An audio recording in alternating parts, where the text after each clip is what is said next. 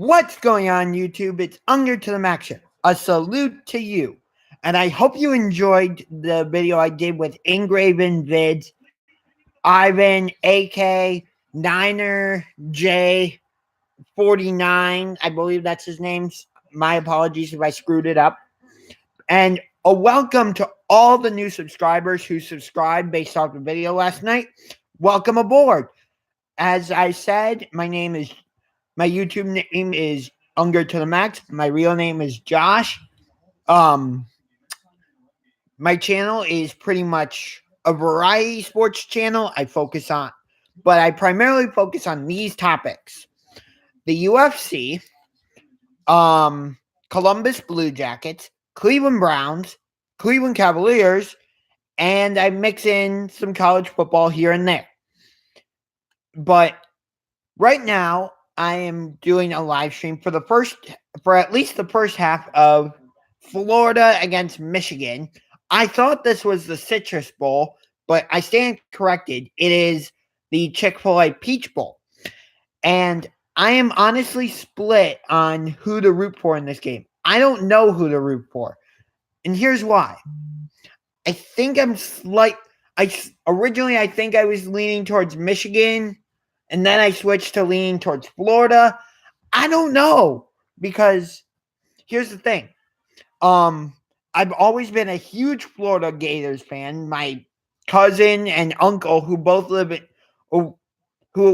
in Toledo. Well, my cousin now lives in Arizona, but he grew up in Toledo. They've both been huge Florida Gators fans. And now my uncle is on the road to recovery, thank God, after a massive heart attack. So that's why I would root for Florida.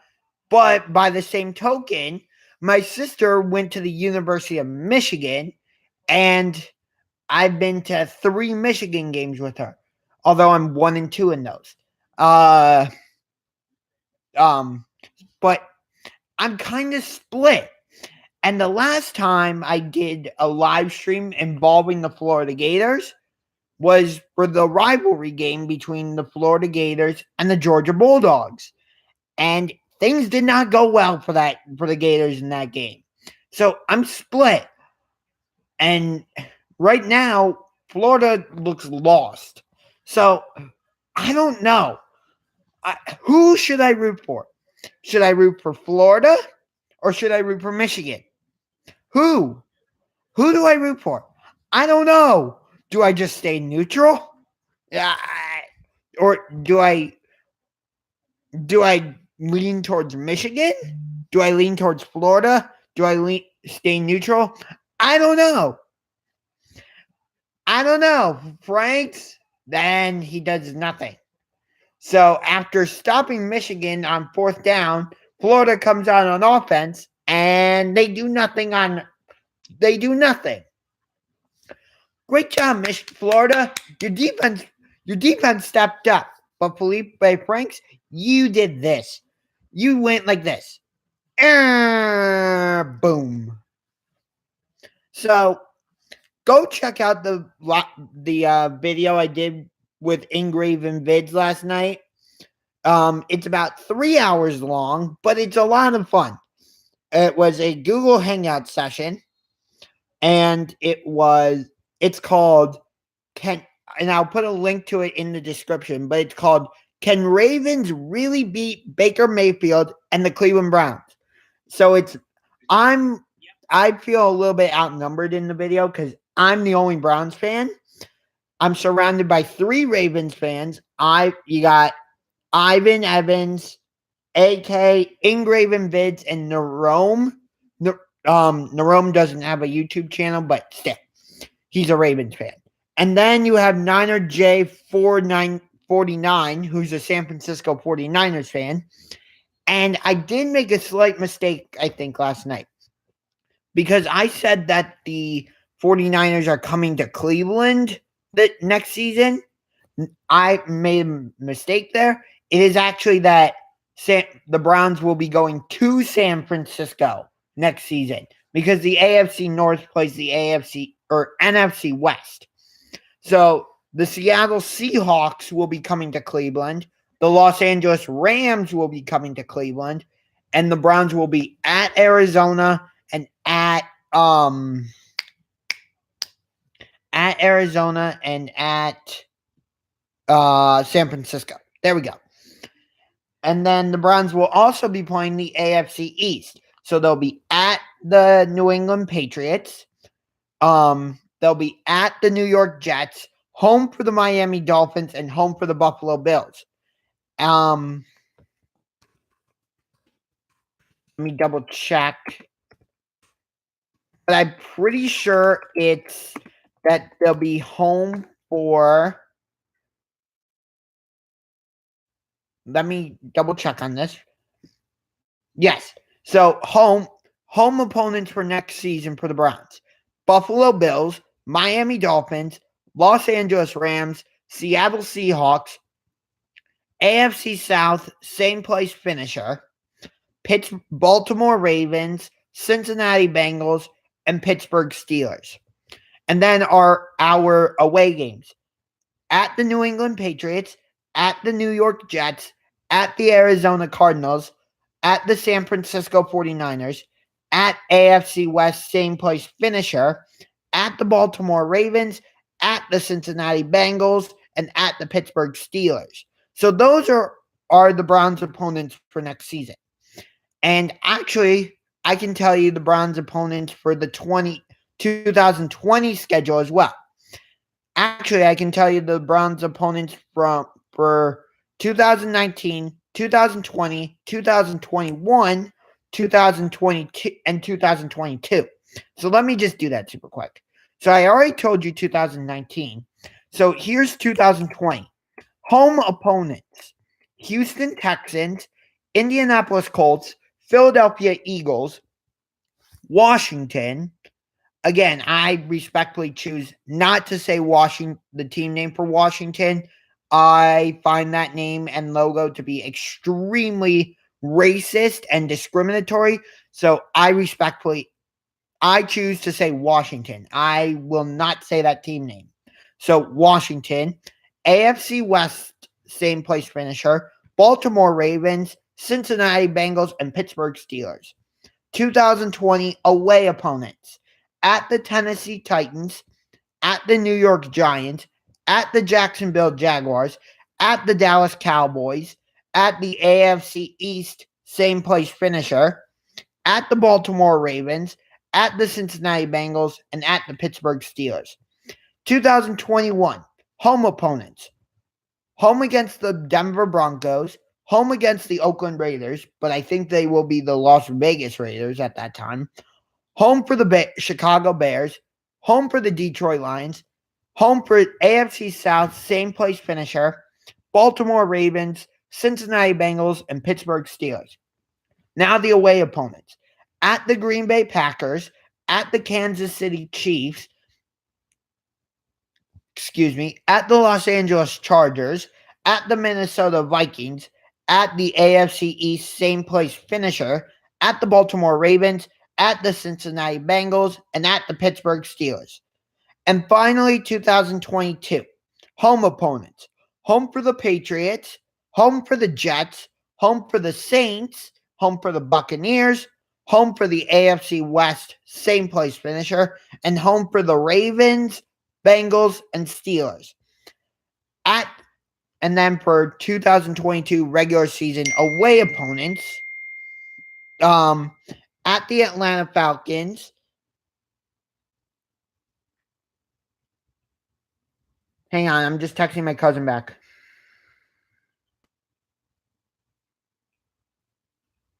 Where was I? Oh yeah, 2022 regular season opponents for the Browns. Home for the Patriots, home for the Jets, home for the Saints, home for the Buccaneers, home for the AFC West, same place finisher, home for the Baltimore Ravens, home for the Cincinnati Bengals, home for the Pittsburgh Steelers.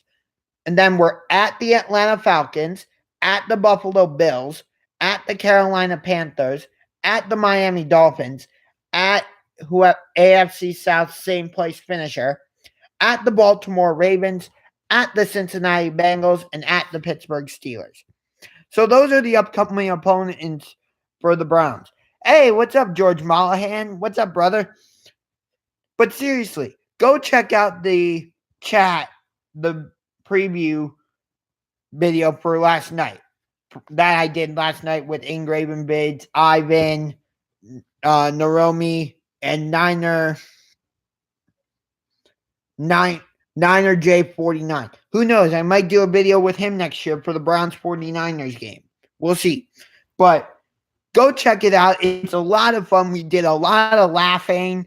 I had a good time. I told them, even if the Ravens beat the Browns on Sunday, which Browns fans don't hate me, but I do think the Browns are going to win. Hold on. Let me put that on mute.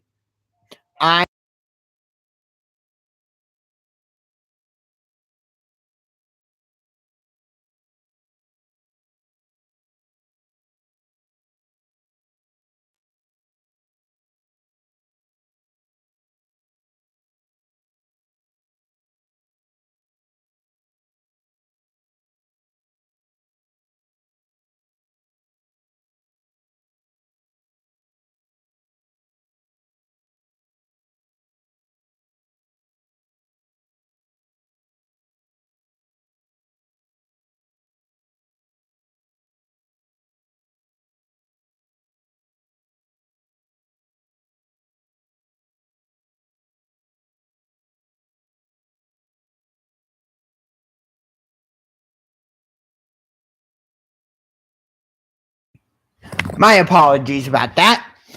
Like I said in the beginning of this video, this is Florida against Michigan live stream, and I'm split about who to root for in this game. As DJ Henderson takes down Shea Patterson, but on one side you got the Florida Gators, who are one of my favorite teams growing up because my uncle, who lives in Toledo, and my cousin, who now lives in Arizona but grew up in Toledo, are huge Florida Gators fans, and that kind of rubbed off on me. And that same uncle is now on the road to recovery after a heart attack. So thankfully he survived and is on the road to recovery. But on the other side, you have Michigan, who my sister went to the University of Michigan, so I root for them. But when I was at Michigan against Ohio State, and I was rooting for Michigan somewhat, not to the extent that she was all out Michigan, wearing a Jim Harbaugh jersey. John Harbaugh is the head coach of the Ravens. I stand corrected. Jim Harbaugh is the coach of Michigan. She was wearing a Jim Harbaugh jersey. She was wearing Michigan stickers, a Michigan necklace, all this Michigan stuff.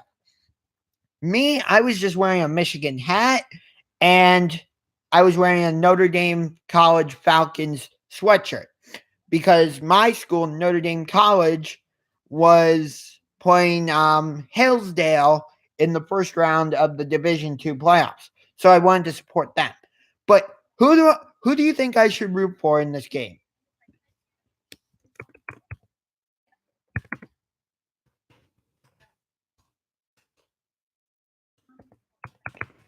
I don't know. Like, I keep swinging back and forth. At first I think maybe I should root for Michigan. Then I think no, I should root for Florida. Then I go, maybe I should remain neutral. But I think I'm ultimately gonna lean a little bit more towards Florida because the last two times I've rooted for Michigan, they have failed.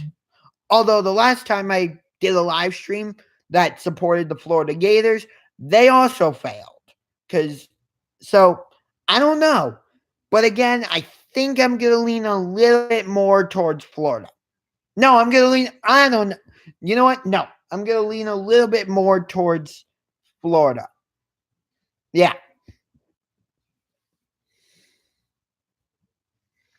I'll even put the link for that video in in the live chat right now.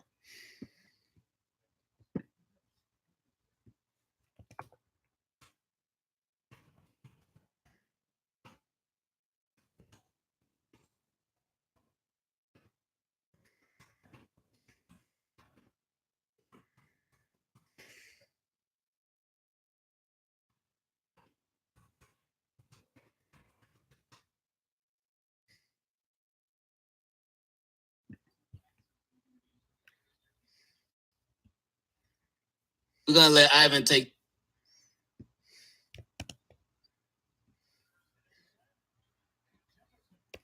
So there's the link. And I will also put that link in the description of this video. But seriously, you should check that out. So right now, Florida is on offense. And second down and 2. Handoff. Nope, it's a fake. Wow, Felipe Franks actually did something right for once and got the first down. That's the first time I've seen him do something well in like forever. Sheesh. I mean, he had spurts of good moments against Georgia in that rivalry game, but ultimately he came up short. But I'm not putting the blaming him, squarely blaming Felipe Franks for Florida's loss to Georgia. No, it was an overall team thing. Yeah.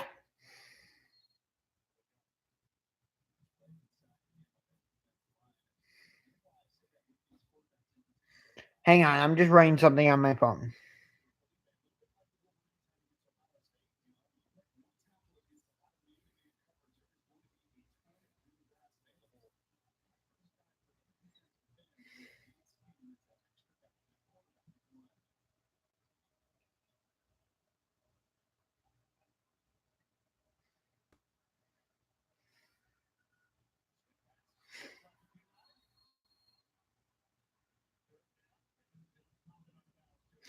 Hold on 1 second and I'll.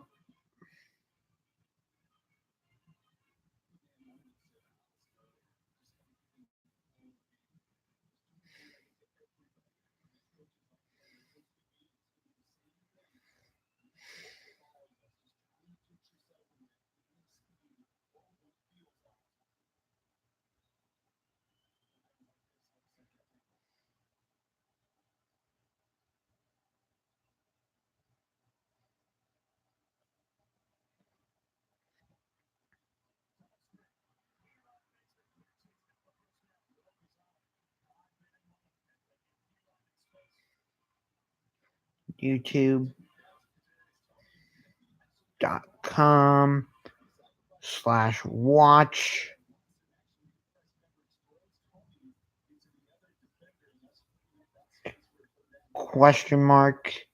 V equals capital. Yes! Go, baby! Oh, I thought they were going to give him the touchdown on that one. Come on. ND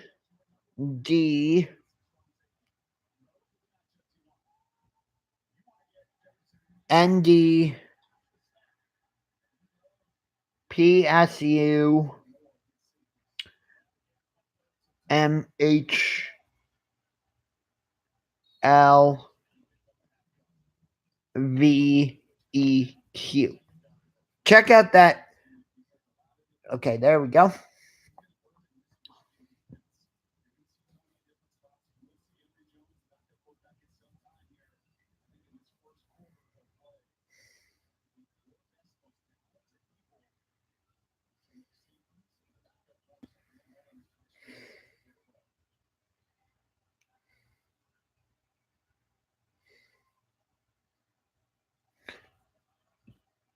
Second and goal for Florida. Franks double pumps, and he's trying to run and will get nothing.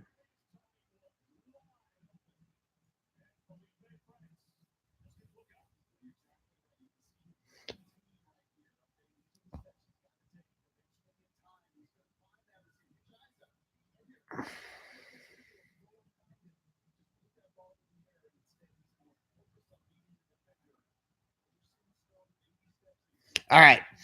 So, third and goal.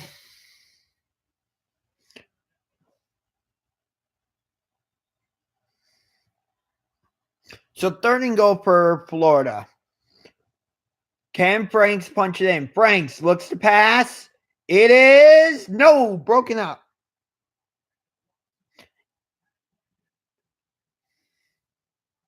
Broken up. Good try on that one, but Florida will have to settle for the field goal. But a field goal does give Florida the lead, so that's a benefit, right? Just saying.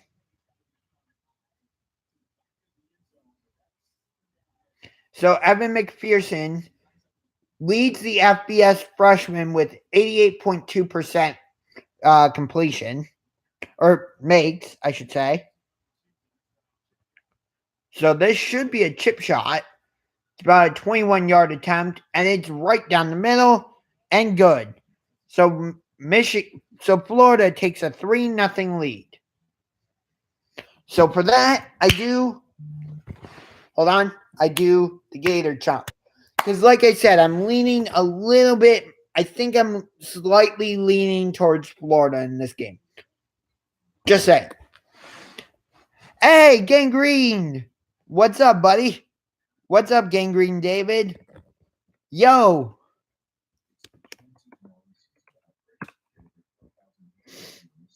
Yeah, hey, our two teams play each other next year in New York. So, just saying.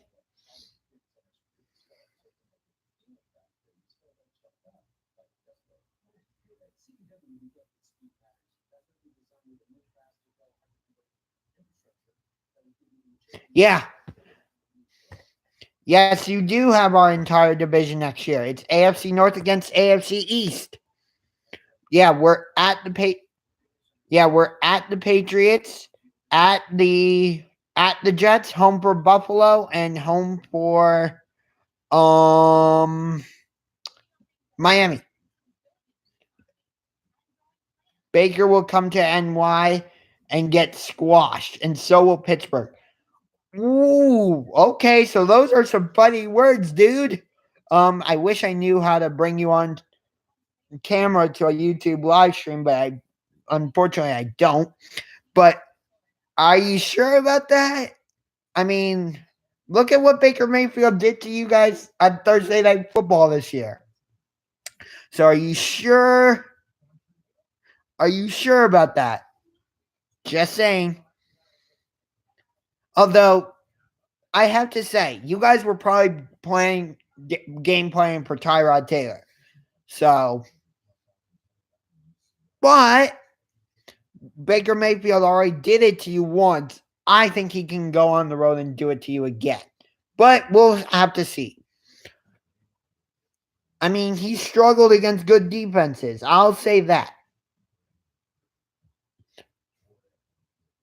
I will say that.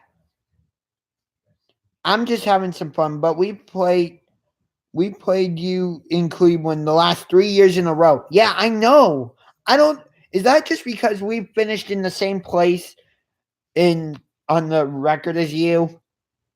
I mean, I know that's why we played you this year, and I'm pretty sure that's why we played you last year.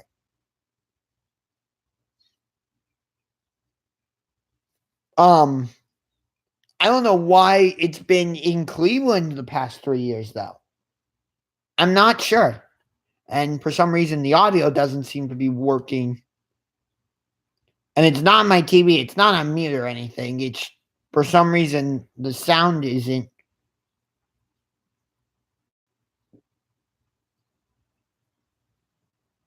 That's weird.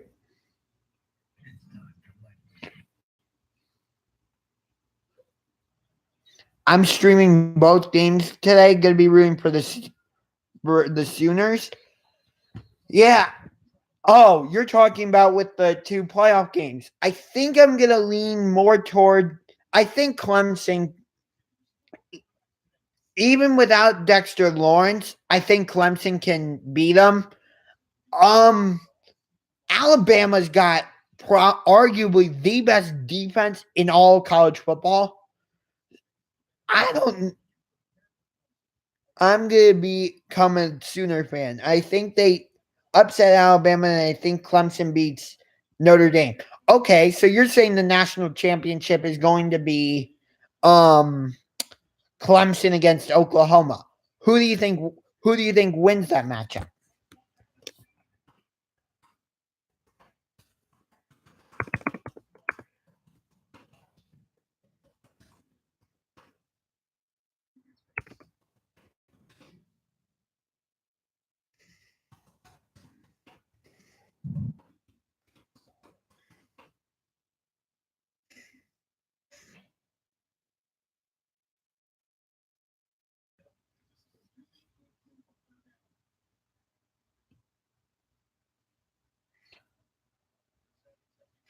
Kyler Murray. Okay.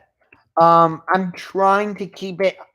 I allowed your comment, Gangrene, but try to be a little bit more clean. I'm trying. I know I've sworn in the past in my videos, but I'm trying to keep the swearing down. So if you can uh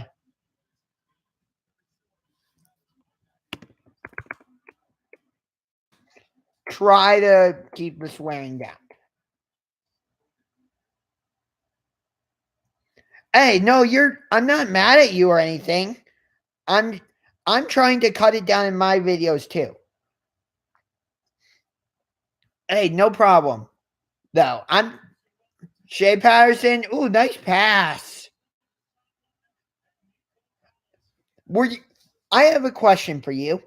Were you surprised that Justin Herbert, who was projected to be the top quarterback taken in this year's NFL draft, are you surprised that instead of entering the draft, he chose to he is going he has decided to go back to Oregon for senior year. Not a quarterback like him.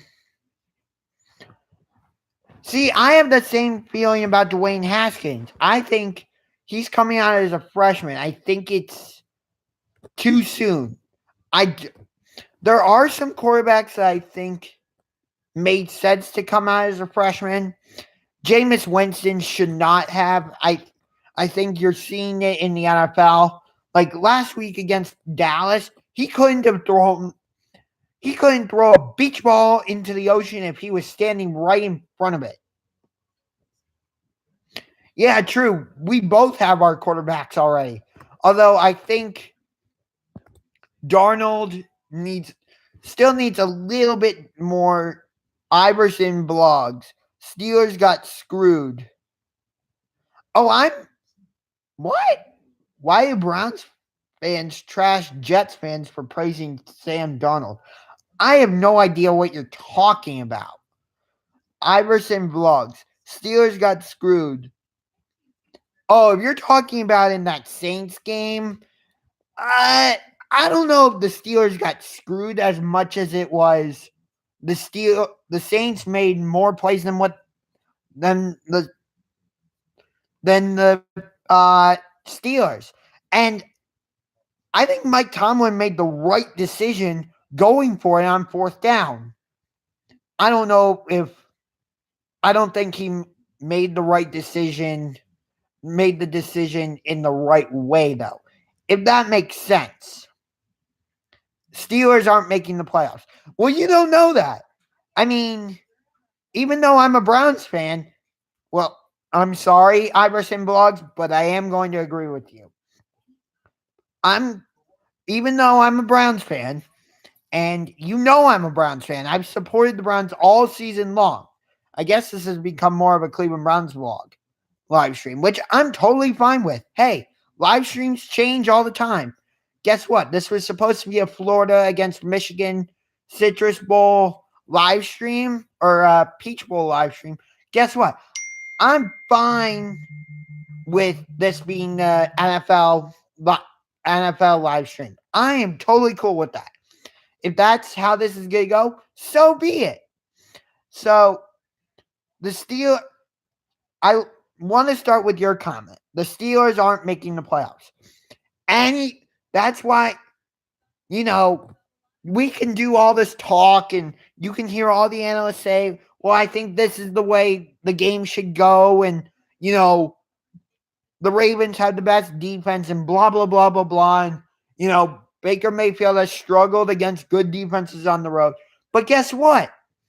You guys are the experts sitting in the room talking about the game. I get that. Trust me, I do get that.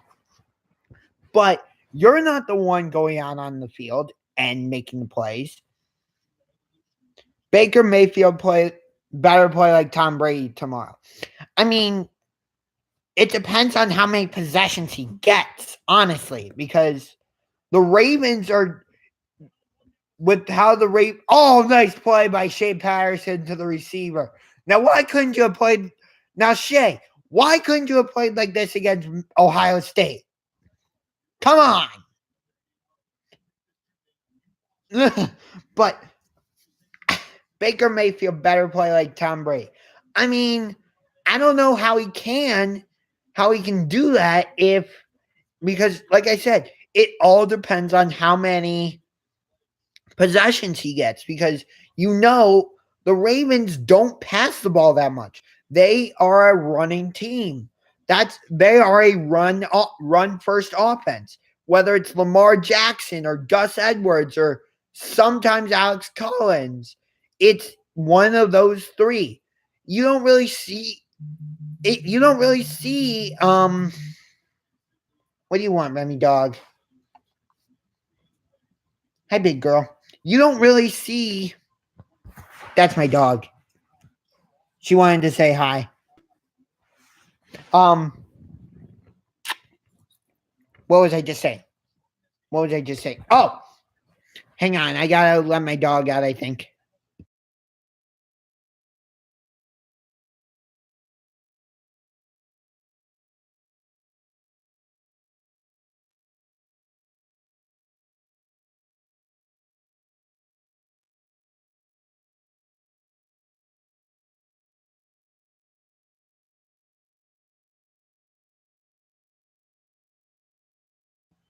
My apologies about that. I had to let my dog outside.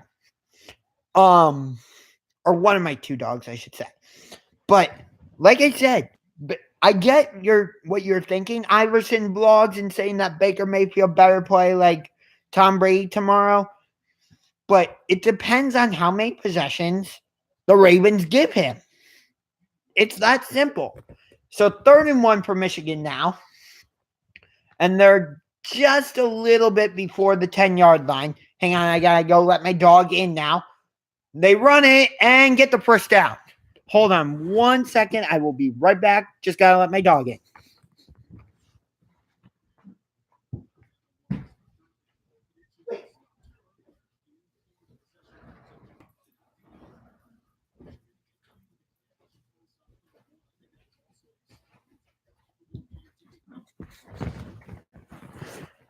So it all depends on how many possessions the Ravens give Baker Mayfield tomorrow. So 1st-and-goal for Michigan, and they're going towards the Florida end zone, literally. And touchdown! Touchdown, Michigan.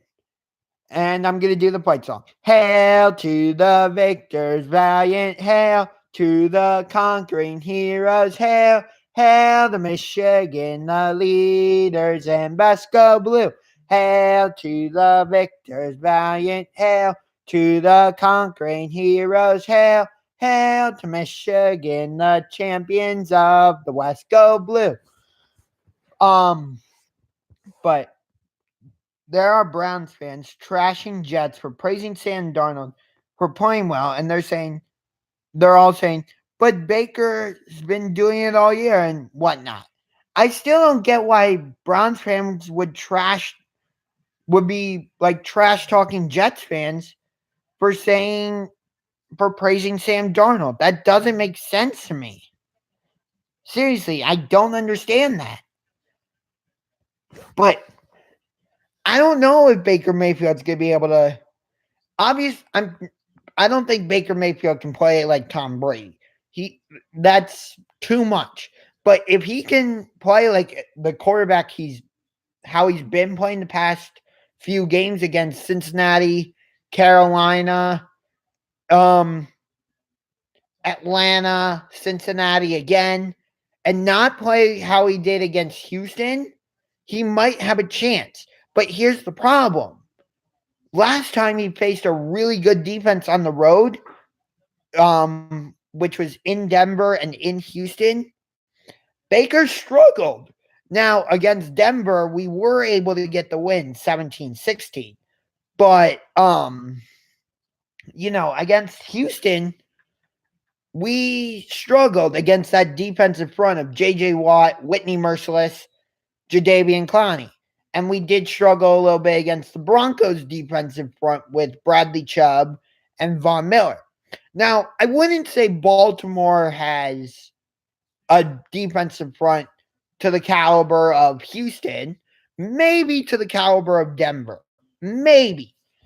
So, I don't know. I don't know how Baker's going to do against the Ravens defense. Now, last time we played the Ravens, it was in Cleveland, week 5, and the Browns did come away with the win. But here's the difference. Joe Flacco was starting that game for Baltimore, not Lamar Jackson. They're very wide open. I don't know how Michigan let the Florida receiver get so wide open, but somehow he did, and that is a first down. But wow, wide open, and Florida is quickly on Michigan's side of the field. But hey,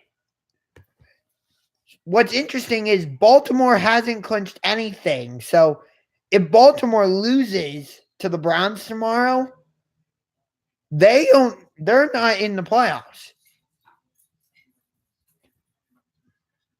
The only teams that have clinched a playoff spot are Kansas. Let me double check on this. I want to make sure. Let me go to NFL.com so I know I'm doing this right. Playoff picture. So hold on.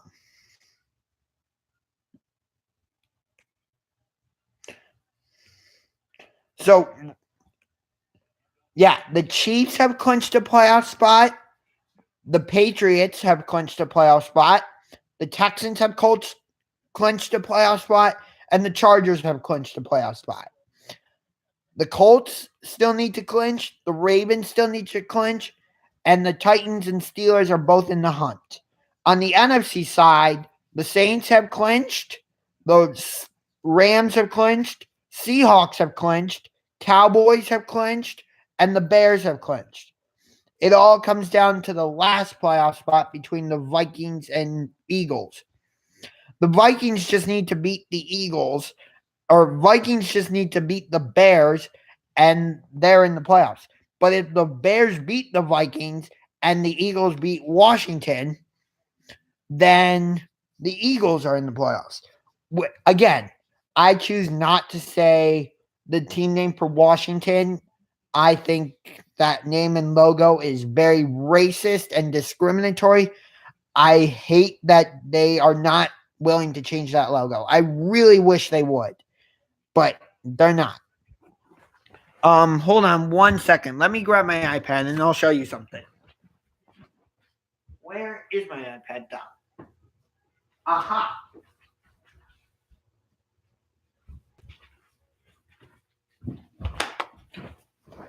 So this is a PowerPoint that I made for my advanced media writing class, and at least I'm going to see if I can pull it up. So, about Washington.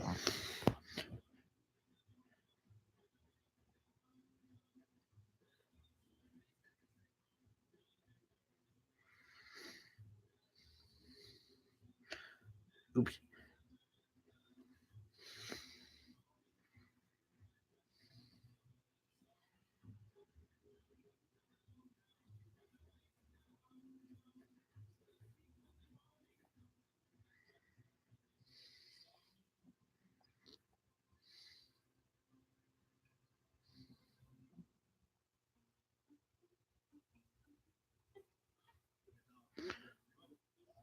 Okay, hold on 1 second. I'm just pulling it up. Okay. So I think I hate saying that name and logo, but here we go. So hopefully you can read that. So first slide is the title, the name of the team, the current name, and I'll say it just this once, Washington Redskins, by me, Josh Unger. This is the current logo and name, and the current color scheme for the team is burgundy and gold. History of the current logo. George Preston Marshall was the team's original owner, and he is the one who came up with the current color scheme of burgundy and gold. First helmet of the team was a maroon helmet with a feather going up from the back of the helmet. You can see the helmet right there. And that's the evolution of the logo. Controversy surrounding the logo. The current logo for the team has been shrouded in controversy for years now. For years, the term redskin has been considered to be derogatory and possibly unethical.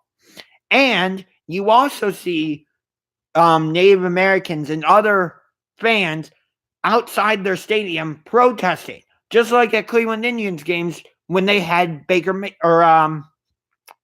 Wahoo as their logo. Thankfully, the Indians have gotten rid of Chief Wahoo. A former player, AJ Francis, considers the logo to be a racist symbol. So the current audience, there are many fans who do love both the name and logo. I acknowledge that. However, the current name and logo are driving away potential fans. It is primarily Native Americans who find the name and logo to be offensive. However, there are other people who feel that this logo is offensive, like me. There are people who protest the name and logo both in Washington and on the road, like I said earlier. So before I reveal what I think the new name and logo should be, let me explain how it benefits the NFL. A new name and logo would remove the controversy, right? Then it encourages fans to spend money on the team paraphernalia with the new name and logo, and it would give the team a fresh start. So I reveal to you my idea for the new team name and logo for Washington, the Washington Poison Dart Frogs. So the color scheme will now be red, blue, and black, just like this frog here. The new name for the team will be the Washington Poison Dart Frogs. You know, poison dart frogs can kill. One touch of their skin can kill about 10 adult men. So the new audience, with the new name and logo, it includes everyone and does not exclude anyone. There is, like I said, there is enough poison in the frog's skin to kill up to 10 men. And it encourages new fans. And like I said, with a new name and logo, it encourages fans to buy paraphernalia because it's all new.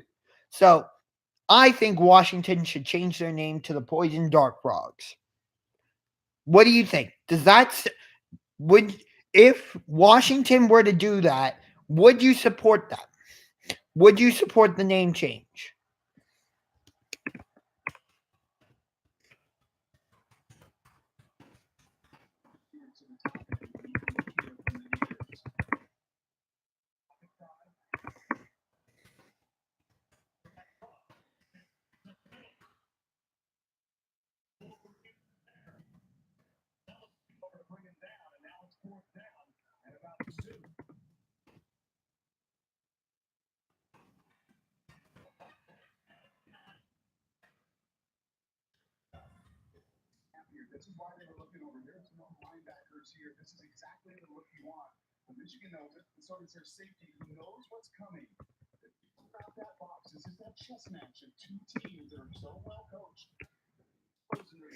I'm curious your feeling about it.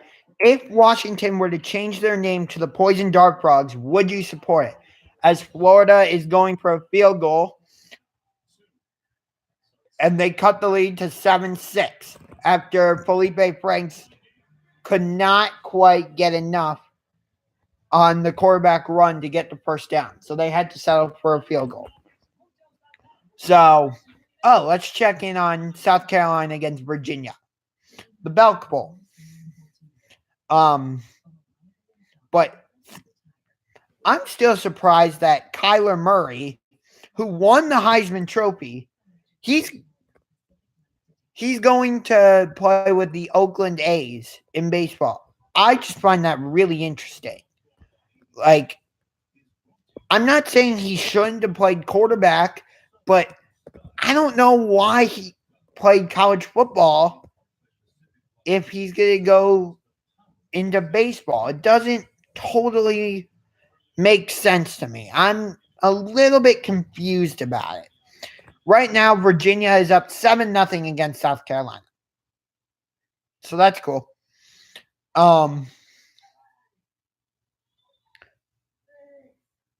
Yeah. So this has become more of just a football live stream. And like I said, I'm totally cool with that. You know, I started this out as a Florida against Michigan Peach Bowl live stream, but it's turned into more of a just general football live stream. And guess what? I'm cool with that. That's what this channel is about. Letting you guys, letting you, the viewers, guide it almost a little to some extent.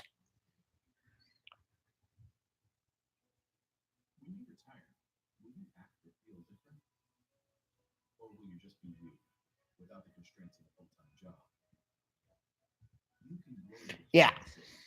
But seriously, I think Washington should change their name to the Poison Dart Frogs. And I was on a completely different note, now thinking geographically. I brought this up last night in my live stream with Engraven Vids and Niner49J. Sorry if I screwed up your channel name. I'll put the links for their channels in the description. Hang on.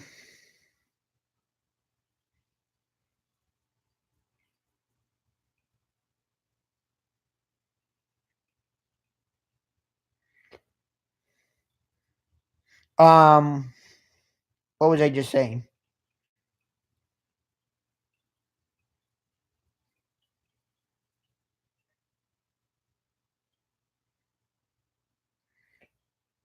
Oh, by the way, buy the pay-per-view for tonight for UFC 232. John Jones against Alexander Gustafsson 2. The rematch. Although I'm a little bit hesitant to get excited about that main event, which is Jones against Gustafsson, just because of John Jones' history with steroids in the sport. But it's the co-main event that I'm really excited about because Amanda Nunes, the current UFC women's bantamweight champion, is moving up to featherweight to challenge arguably the most dangerous woman in the UFC, Chris Cyborg, the current 145-pound champion or featherweight. And it's very difficult to find women who will face Cyborg because she's so dangerous. So that's the main. That's the fight I'm more excited about. But Jones against Gustafsson, it should be a pretty interesting fight. But anyway, it is. So it's Michigan ball. Patterson is going up. 2nd and 5. And it looks like Florida might be coming on the blitz. Penalty. And I think it's going to be offside on Florida. No, it's a false start penalty on Michigan. I stand corrected.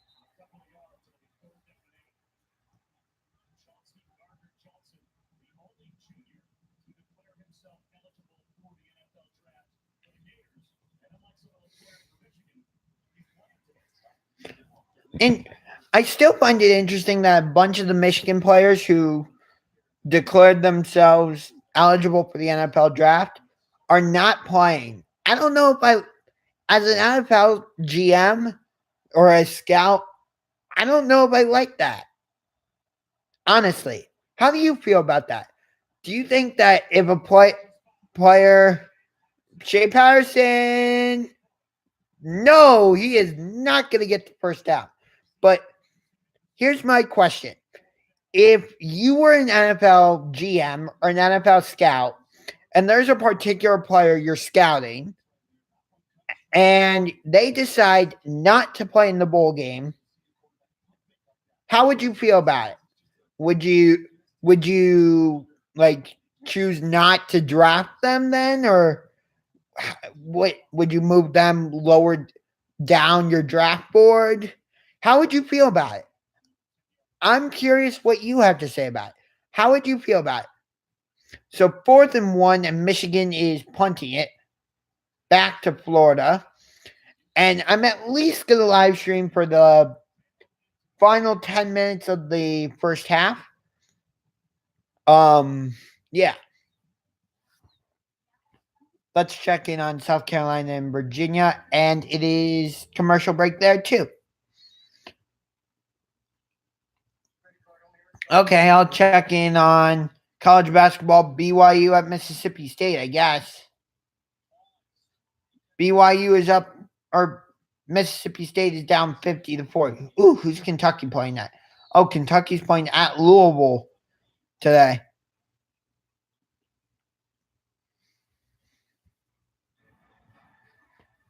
But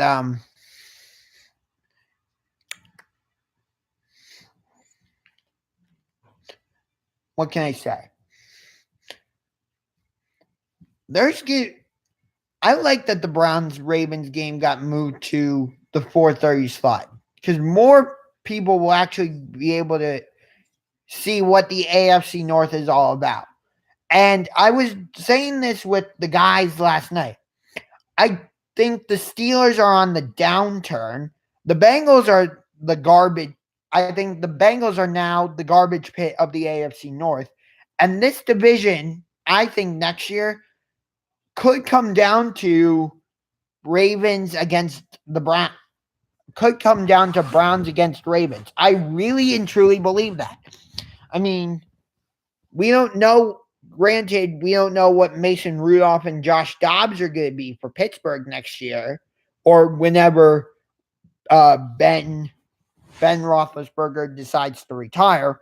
I get that. We don't know what those two are going to be like, but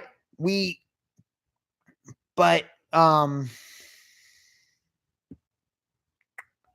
was I just going to say?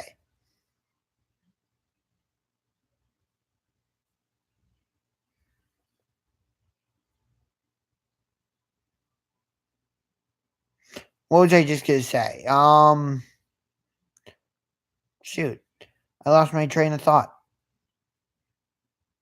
Oh, I remember. I think like Lamar Jackson and Baker Mayfield are the right now. I think the division's going to come down to Baker Mayfield against Lamar Jackson next season. At Browns against Ravens. I think the Steelers are going to be a middle of the pack team. I think their best years are behind them. I mean, yes, Antonio Brown and Juju Smith-Schuster are two of the best receivers in the game, but they don't really have a running game anymore. I mean, Connor's been hurt, and Samuels has done okay for them, but right now I don't see. Speaking of a run game, Florida breaks off a nice run and gets into Michigan territory, only down 1. But right now, I don't see the Steelers. I see the Steelers as being a third place team in the AFC North right now.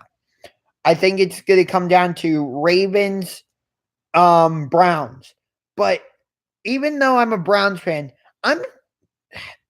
a little bit skeptical right now. And don't get me wrong, I'm excited about how the Browns are doing this season. I really am. I mean, to go from 0-16 to potent to um being a couple games away from potentially being in playoff contention, it's great. But I'm just a little bit skeptical. Like, I want to know is why are they playing like this? Is it just that is it just because it's a fresh start, or is it something that Greg Williams is doing? Is it that the Browns actually like Greg Williams as a head coach? What is it? So would I be upset if Greg Williams is the head coach for the Browns next season? No, I would be okay with that. But I want to, if he is the head coach, I want to see how he does as a head coach for an entire season. I I I like what we're doing right now. I'm not saying I don't like what the Browns are doing. I'm not saying that. No. I'm just saying I'm a little bit hesitant to fully get behind the Browns right now. I want to fully get behind the Browns. I do. And I do support the Browns. You know that. I've shown my passion on these videos. I'm even showing my passion a little bit right now. I'm just saying I can't fully get behind it yet. Does that make sense? I hope it does. But regardless of if Greg Williams is the head coach, which as of right now, I would like him to be, but Freddie Kitchens needs to be the offensive coordinator for the Browns next season. He has opened up the playbook for the Browns and is really letting Baker Mayfield do his thing. When Todd Haley was the offensive coordinator, I didn't feel like he opened up the playbook enough for Baker Mayfield, and he was constricted. Oh, deep pass. No, incomplete. And it'll be 4th down and 18 for Florida. But just in general, I just think Todd Haley didn't open up the playbook enough for Baker Mayfield. And I'm kind of seeing the same thing with the offensive coordinator in Baltimore. What's his name? Ravens offensive coordinator. Marty Morningweg. I think that's how you say it. I don't think he's opening the playbook up enough. I mean, you saw what Lamar Jackson did last week against the Chargers. He threw a beautiful pass right after the Chargers had taken the lead on a touchdown. He threw a nice pass to Mark Andrews on a 60-yard bomb, and the Ravens took the lead right back. But what I'm seeing from the Ravens is more often than not, they're just wanting to run the ball, run it. Wow, Michigan just blocked the punt. And Michigan will be set up at the Florida 30-yard line. So that did not go well for Florida. I don't know what happened. Hey, Michigan, why didn't you play like this against Ohio State?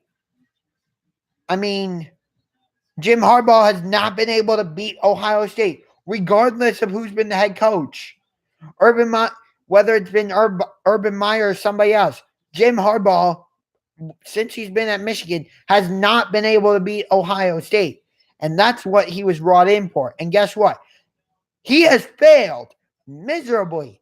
This was your best chance to beat Ohio State this season, even though it was in Columbus. And what happened? You screwed up badly.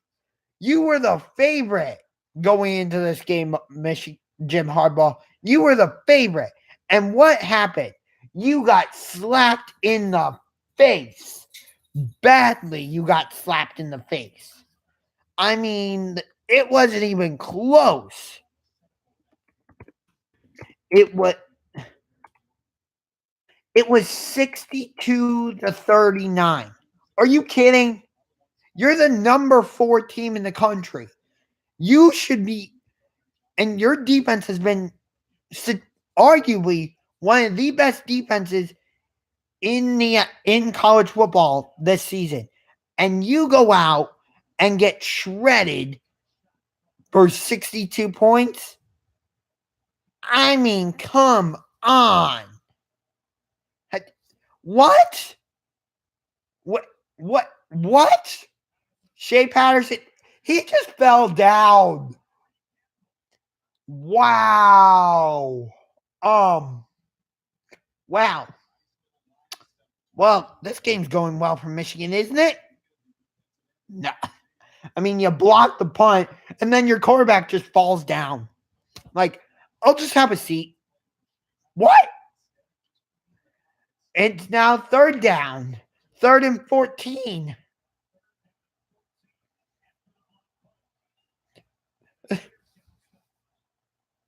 Now can Florida get the stop? Patterson to pass, and ball comes out, and Michigan gets it, but they are going to lose.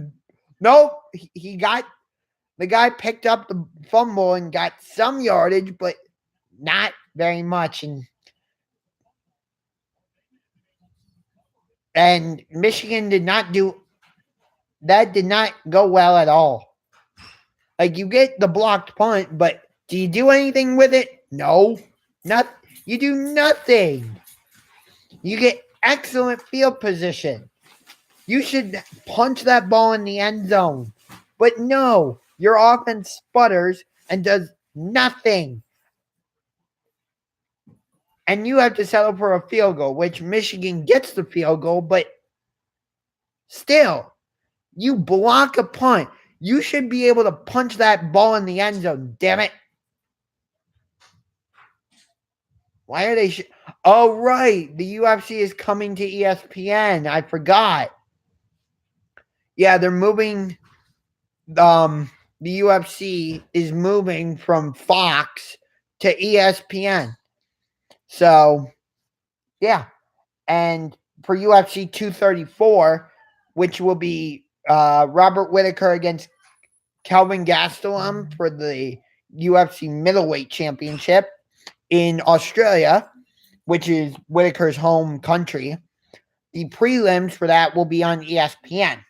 The prelims for tonight's pay-per-view, UFC 232, Jones versus Gustafsson 2, will be on FS1. Don't know what UFC 233 is going to be yet, but they know what UFC 234 is going to be. Well, originally, the main event for UFC 233 was going to be a champion versus champion fight. You have Henry Cejudo, the new UFC flyweight champion, was against the current UFC bantamweight champion, TJ Dillashaw. But the UFC decided to move that up to UFC Fight Night Brooklyn, and that will be a fight. That will be one of the first fights on UFC. Hi. Can you go upstairs or downstairs? What? Are you live? Yeah. Can you go upstairs or downstairs? Yeah, why? I want to make a phone call. I want to unload. I don't want to hear you yelling. Okay. Quick scene change.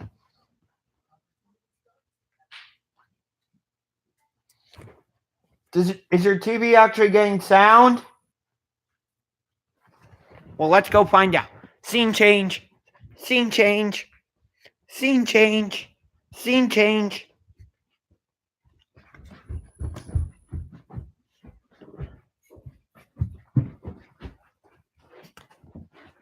Hold on 1 second.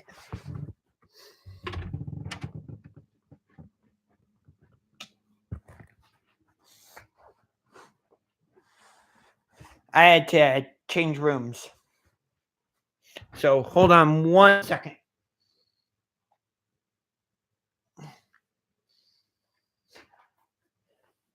Ugh.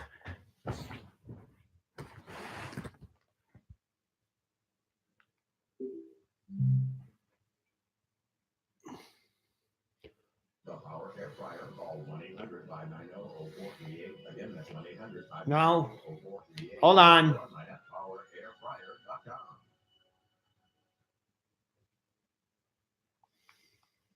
There we go. All right. So, scene change complete. Now we can continue as Michigan kicks it off. Oops, didn't mean to mute it. Stop muting.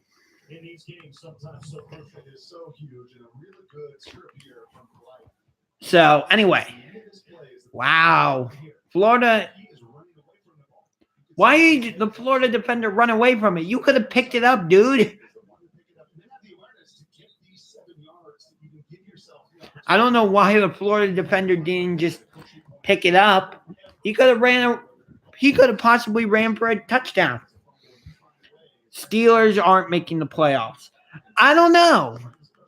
I mean, the only way they can make the playoffs, I'm pretty sure, is Steelers playoff scenario. Let's look at what ESPN.com has to say. Okay, no. Okay, Pittsburgh. The Steelers, this is what it says according to ESPN.com, as Felipe Frankston makes a nice run deep into Florida territory. But here we go.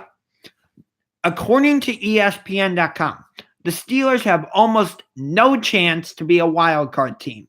Their best path to the playoffs is with a Week 17 victory against Cincinnati, combined with the Ravens' loss. They could theoretically be a wild card team if they win and the Colts and Titans tie.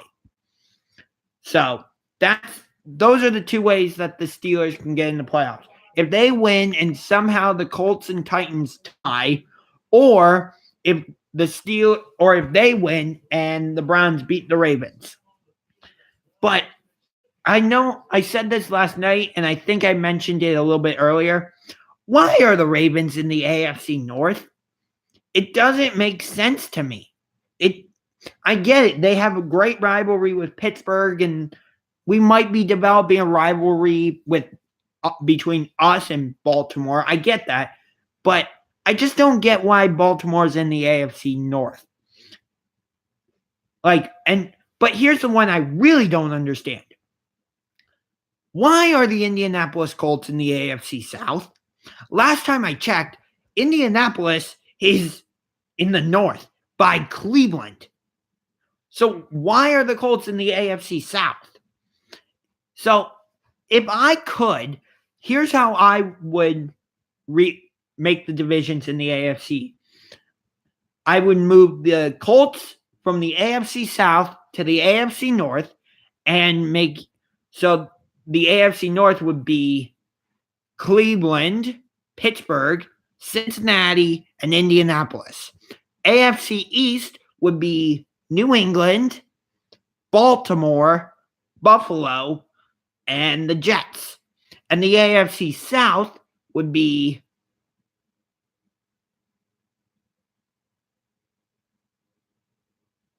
Hey, Stormrise, I remember you from last night.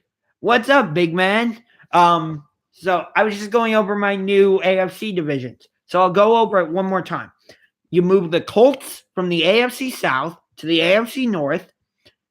So your new AFC North would be not Baltimore, Pittsburgh, Cleveland, Indianapolis, and Cincinnati.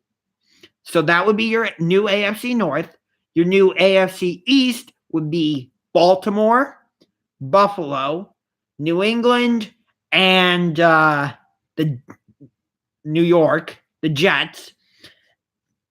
And your new AFC South would be Houston, Tennessee, Miami, and Jacksonville. I think that makes sense. I mean, yes, it takes away some rivalries, like Dolphins and Patriots is a rivalry. Dolphins and Jets is a bit of a rivalry. I get it. And I get that, like, Browns, Ravens is a rivalry. Steelers, Ravens is definitely a rivalry. Steelers, Ravens is one of my favorite rivalries of all time. I'm not going to lie. Usually when those two teams meet, there is something on the line and there's blood drawn on one side or the other. I'm just saying that outright.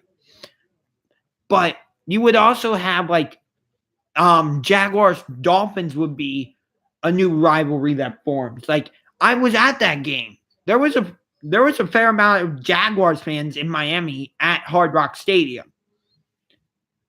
Yeah, Patriots Ravens could be a good rivalry. You're right, Stormrise. And they've had some good playoff battles over the years. Like 2011, Baltimore or New England won that game on a field goal and also a missed field goal by Baltimore. What happens? Baltimore comes back the next year in the AFC Championship game and just takes control of that game and never lets New England off the hook, and the Ravens win that game. Now, there was also the controversial divisional round play where with an ineligible, I don't remember the exact circumstances, but it was like, was the player ineligible or was he eligible? It was something like that. Something like that. If you could help me fill in the rest of the details, that would be great, because I'm not 100% sure about it.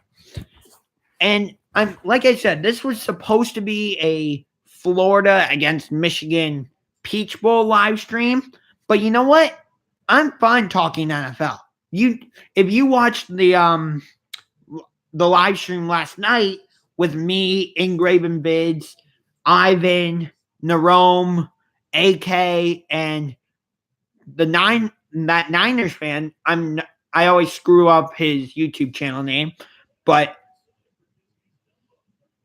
so I love talking NFL. So I'm fine talking NFL. 100% I'm fine with it. And I'm still mixing in some Michigan against Florida stuff. And like I think I'm leaning towards Florida, but not heavily. So it's 10-6 with about 3.5 minutes to go in the first half. 2nd and 19. Am I watching Notre Dame against Clemson? Of course I'm watching Notre Dame against Clemson. Go Tigers, baby. And I think I might watch part of Alabama, Oklahoma. I don't know. But we'll see. But the one other sporting event I'm for sure watching tonight, or at least I'm pretty sure I'll be watching, is the pay-per-view for UFC tonight. UFC 232.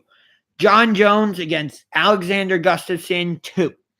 These two had one of the best light heavyweight title fights I've ever seen in their first go-around 5 years ago. UFC 165 at then Air Canada Center in Toronto. That arena is now called Scotiabank Arena. But these two had a great first fight. And many people think Alexander Gustafsson actually won that fight. But John Jones ended up getting the win. But they're going to run it back almost 5 years later. So we'll see. And Gustafsson was asked at the press conference the other day, do you think John Jones is a cheater? And he came out and blatantly said, yes, I do. I mean, think about this.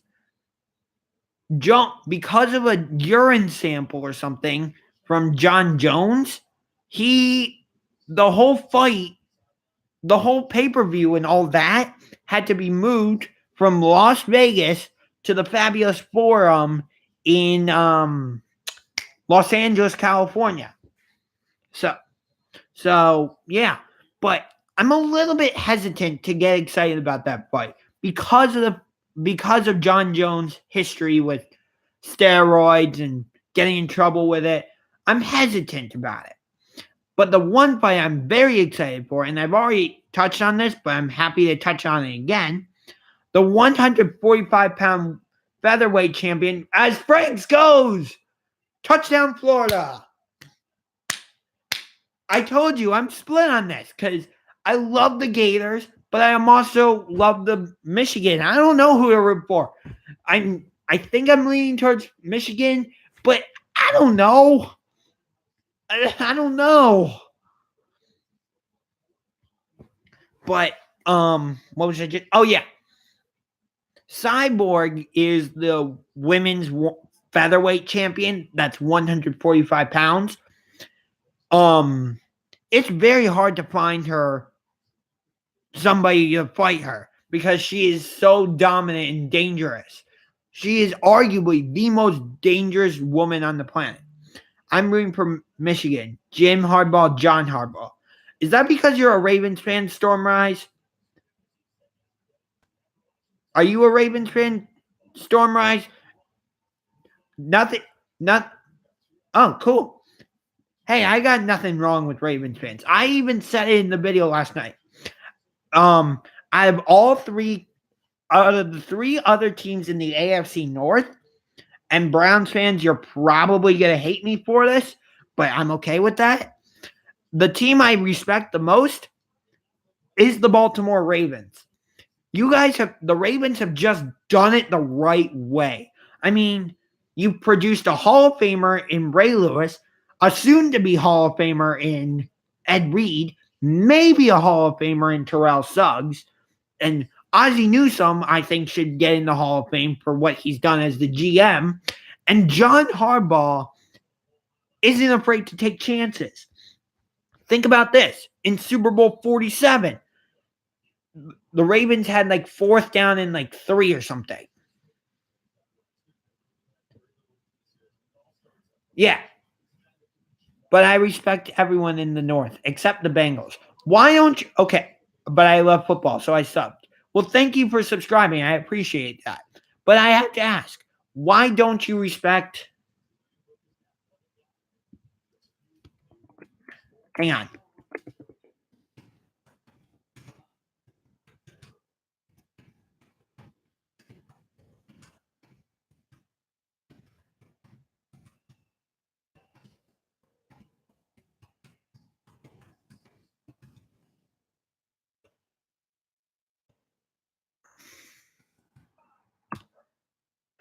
Yeah, so I know I just typed this, but I'm going to ask anyway.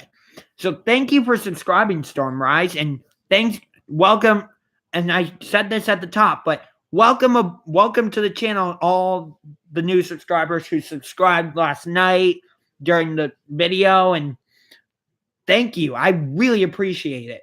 But I gotta give credit to Engraven Vids for helping me, because before my week 5 preview with him to preview Ravens against the Browns, I didn't even have 100 subscribers.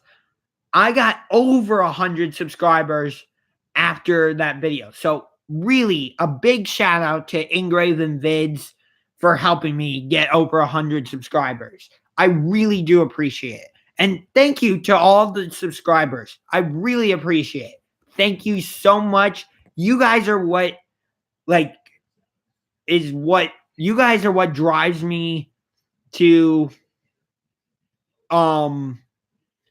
continue to make videos for this channel. I enjoy making these videos for you, so you can enjoy them and give your opinion on them and comment on them and like them or dislike them, whichever one you want. You know, it's all up to you. That's for this season. Marvin Lewis just don't get it going. He gotta be fired. Dalton is overrated. D-line is good though. So you don't respect the Bengals this season. So is there a team in the AFC North then that you don't respect in general? Or do you normally respect all 3 AFC North teams? I like that one of the Gators players' last names is Polite. You respect all 3. Okay. But I've said this. I think the Ravens run the ball a little bit too much. Honestly, I do. I think they run it a little bit too much. I mean, yes, Baltimore has trouble developing wide receivers. And what's interesting is some of the receivers who struggle in Baltimore will go to other teams and you'll look around and go, who is this guy? I didn't know he actually could catch a football. Like, for example, Brashard Perriman, who's doing really well with the Browns. Guess what? He was drafted by the Ravens in the first round of the draft. And he struggled. And the Ravens gave up on him. Maybe they gave up on him a little bit early, but by the same token, I don't know if Baltimore was the right fit for him. Something just didn't click with him in Baltimore. But yeah, it's really interesting. Like, people criticize the Ravens for not having good receivers. Well, with the way they're playing right now, they don't need good receivers. Because they're running the ball.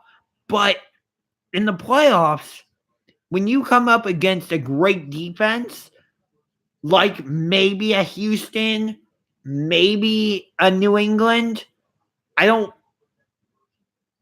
Jarvis was talking trash in a press conference. Yeah, I know. Jarvis Landry likes to do that. I know.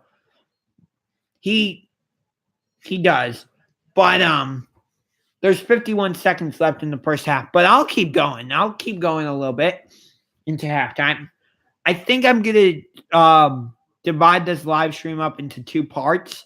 So this is part one for the first half, and I think I'll come back for the second half as well. So, yeah. But I'm fine talking football like this. That's what this live stream is about. Did I think it was going to be a little bit more Florida against Michigan focused? Yes. But, hey, I'm fine with this. I'm not disappointed that I'm just talking general football. I love talking football. You know that. You can clearly see that. But actually, basketball is my number one sport. But football is right up there. If I had to rank my top sports, it would go basketball 1, UFC 2, football 3, hockey 4, baseball 5. Yeah. But I love talking football. And he didn't know the Browns were relocated to Baltimore. Who didn't? Oh, you're talking about Jarvis. Yeah. Yeah, I don't know. That's why Browns fans are probably like, how can you respect the Ravens after, they're the former Browns? Like, Art Modell, you should be chastising Art Modell. You should be mad at him. No, I can't. Like, yes, he moved the Browns to Baltimore in 95. I was born in 97. So, a little bit before my time. So, yeah. So, I get why. Hey, thanks for giving us the Ravens, but screw the Colts. Yes, screw the Colts. And specifically 2014 and 2007. Here's why. And in 2014, we were playing the Colts in week 14 or something. And if we won, we would be in a position to potentially go to the wild card. In fact, we had season tickets that year, and we actually got something in the mail just talking about playoffs. Well, and we had the lead in that game against the Indianapolis Colts. What happens? Andrew Luck leads the Colts down the field, and they scored the game-winning touchdown. So I can't forgive the Colts for that. And then in 2007, we had just beaten the San Francisco 49ers. I'm pretty sure. And all we needed was for the Colts to beat the Titans in Indianapolis on Sunday Night Football, and then the Browns would go to the playoffs. Sounds simple enough, right? Well, no, apparently the Colts didn't get that memo because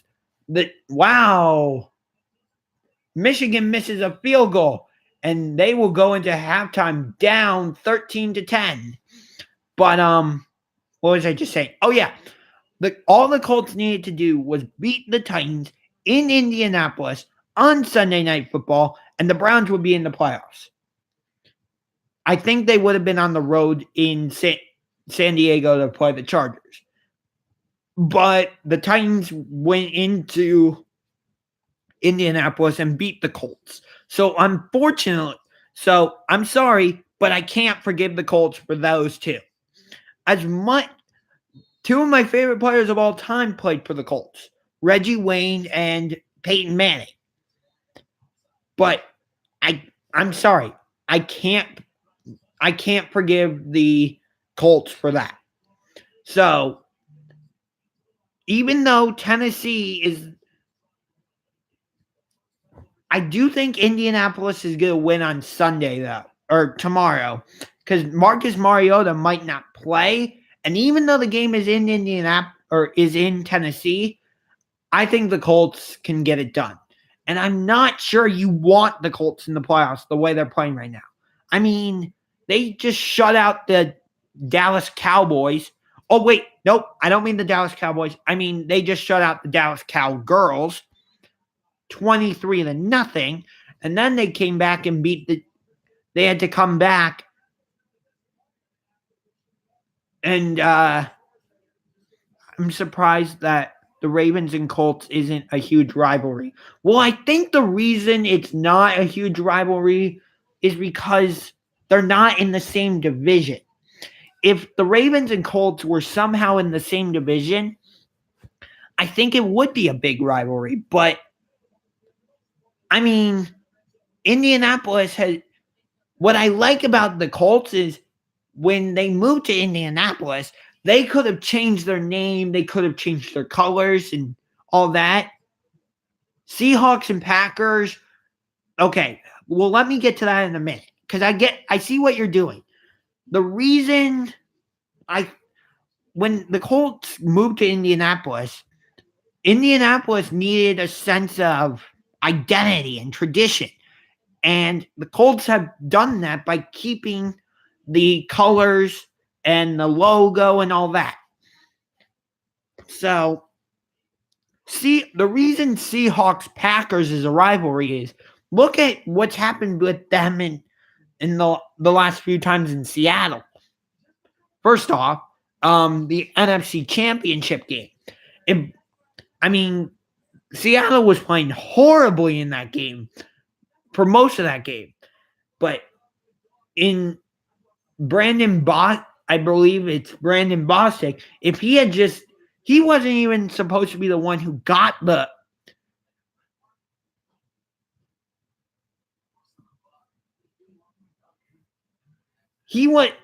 hang on.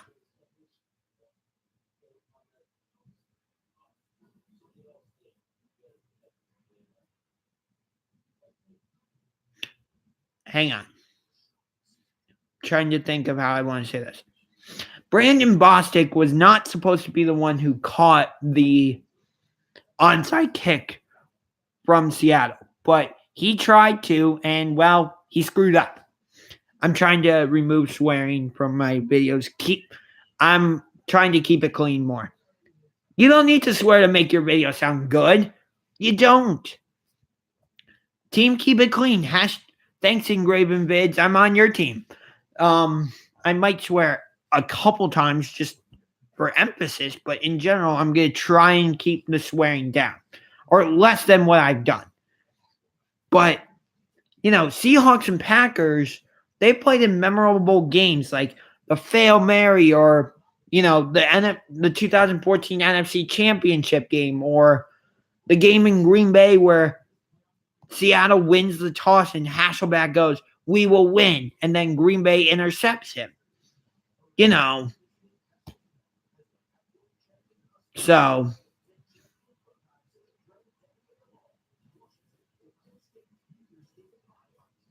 They have a history, and I think that's why they have a rivalry. Baltimore and Indianapolis, they haven't really had any memorable games or anything like that. And yes, they kind of share a history, but after the Colts left Indianapolis, Baltimore didn't get a team again until 1995 when the Browns moved from Cleveland to Baltimore. So I can see why you would be surprised that there's not a rivalry between Baltimore and Baltimore and Indianapolis, but I just don't see it. Maybe if they were in the same division, there would be a better chance for a rivalry forming. But as of right now, I don't see it. Yeah, but I don't know. As much as I love offense, and I love offense in the Super Bowl, like the Super Bowl the past 2 years has been great. Although I wish in Super Bowl 51 New England hadn't won the Super Bowl. And, I've been chastised a lot for saying this, and I'm going to read my Facebook status one more time. Because I really and truly believe this. That Tom Brady, even though he has fought, so you're hoping for Rams versus Chiefs.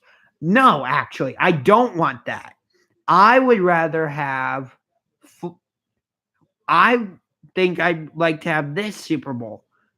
Baltimore against Chicago. That would be a defensive battle.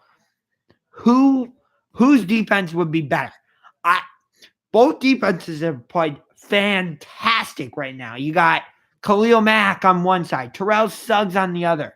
I mean, I love offense. Don't get me wrong. So, like Rams versus Chiefs would be a great Super Bowl. That would be a great Super Bowl. I'm not gonna lie, but we've had a lot of offense in the last two Super Bowls, but in Super Bowl 48 and Super Bowl 50, what won the Super Bowl? Defense. In Super Bowl 50, the Panthers had this great offense with Cam Newton and nobody could stop them. Well, guess what? They met this guy named Von Miller. I don't know if you've ever heard of him. And, he kind of shut down the Broncos. Or, I'm sorry, he kind of shut down Cam Newton and the Panthers offense. And then Super Bowl 48. Ever heard of the Legion of Boom made up of Richard Sherman, Cam Chancellor, Earl Thomas? Well, now the Denver Broncos have, because they only managed to score 8 points. Yeah, I thought, wasn't Denver the number one scoring offense that season? Like, they made all this history. Guess what? They ran into a wall called the Seattle Seahawks defense. I mean, the Seahawks hit anything that moved that had an orange jersey and a Bronco on their helmet. They hit anything. Yeah, it was a blowout. It was great. It was fantastic because the Seahawks are one of my favorite teams, if not my actual favorite team. But I want to read you this statement because I do stand by this statement, and I will stand by it. Now, could there be some flaws in it? Yes, but I'm still going to stand by it anyway. And I'm going to read the whole thing from start to finish. And you are allowed, you knew it, but yes, and Drew Brees is the GOAT. And here's my reasoning. In my honest opinion, the GOAT of the NFL is not Tom Brady. I repeat, not Tom Brady. To me, the GOAT of the NFL is Drew Brees. I don't care that Tom Brady has 5 Super Bowl rings. He didn't even win any of those rings for the Patriots. Did Brady lead the comeback in Super Bowl 51? Yes. But did he score the game-winning touchdown? No. it was James White. And in Super Bowl 49, it was just Malcolm Butler making a great play at the right time. I think 9 out of 10 times that play that the Seahawks did works. Malcolm Butler was just there at the right time. Plus, his first 2 Super Bowl rings were won on game-winning field goals against the Rams and against the Panthers.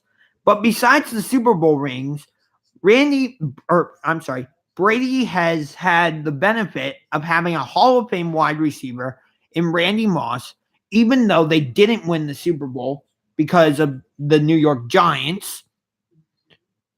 And maybe a Hall of Fame wide receiver in Wes Welker, and 2 Pro Bowl tight ends in Gronk and Aaron Hernandez before he went crazy and killed Odin Lloyd. Right, plus he has Bill Belichick. Meanwhile, Drew Brees only has 1 Super Bowl ring, but he has the most passing yards in the NFL, and he's had far less talent around him at wide receiver and tight end. Drew Brees never had a wide receiver like Randy Moss. Yes, he had Jimmy Graham and Brandon Cooks, but they were both traded to the Seahawks and Patriots. And then Brandon Cooks got traded from the Patriots to the Rams, and Jimmy Graham is now with the Packers, but he's not really doing anything. When Brees won the Super Bowl, he had Pierre Thomas, Reggie Bush, Marcus Colston, Devery Henderson, and Jeremy Shockey. How many of those guys are Hall of Famers? Brees has Michael Thomas, who will be a Pro Bowl wide receiver, but other than him, I don't even know any of the other Saints receivers. My point is that Drew Brees has done so much with so little, and even though Tom Brady has 5 Super Bowl rings, in my opinion, Drew Brees is still the GOAT. Yeah, Ted Ginn and Cameron Meredith, but maybe Ted Ginn is a Hall of Famer, but overall, Drew Brees has had less to work with. Nathan Peterman? Come on. But overall, Drew Brees has had less to work with at wide receiver, running back, and tight end. Yes, he has Sean Payton, and yes, right now he has Alvin Kamara and Mark Ingram, and yes, he's had Reggie Bush, but other than that, Drew Brees really hasn't had anybody. So I know I've been chastised in Facebook groups about it and stating my opinion, saying that Drew Brees is the GOAT. And I wish I could somehow get on NFL Network or ESPN First Take and state my case, but I'm probably dreaming too much. But then again, the old Daniel Bryan did say, don't give up. If you fight for your dreams, and your dreams will fight for you. Although I don't know if the new Daniel Bryan would believe that, because the new Daniel Bryan has gone off the deep end. Wait, you believe what? Stormrise, you believe what? You just say, I believe, ... Oh, you mean you believe that I can somehow get to NFL Network or ESPN First Take someday? Or just be on First Take? Yeah, maybe it'll happen. I mean, I would love to work at ESPN or NFL Network or maybe NBA TV or something. I don't know.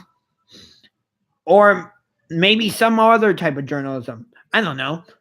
But, what was I just going to say? But I want to go back to the Super Bowl.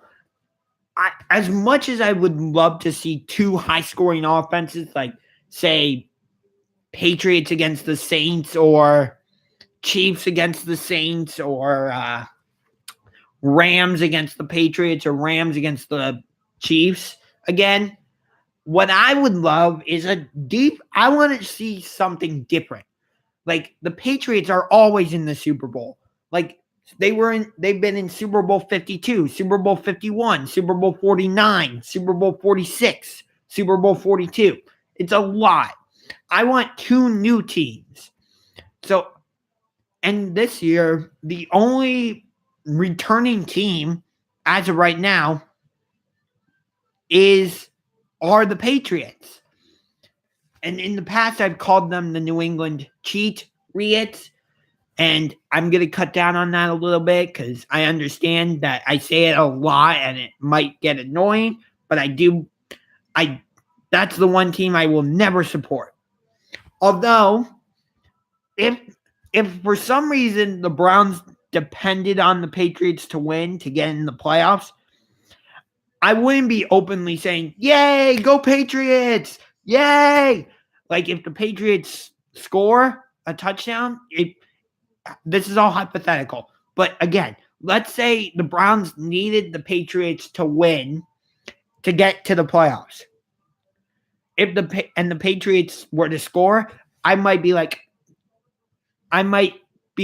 good job. I think that's all I would be willing to do. I don't know because I'm not in that situation. It's all hypothetical. But I'm just saying. But what I love about the NFL playoffs this season is that there's so many new teams. You got Kansas City, Houston, the Chargers, the Ravens.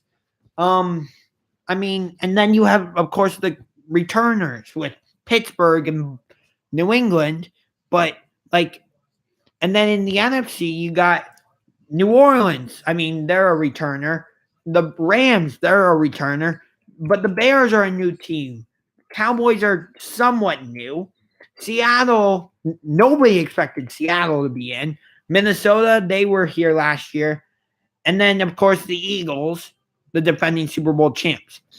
But the Vikings are one of the big... I can't decide. Who's the bigger disappointment of the season?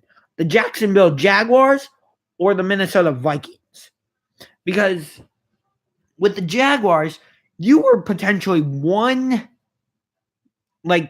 quarter away from knocking off the New England Patriots and going to the Super Bowl.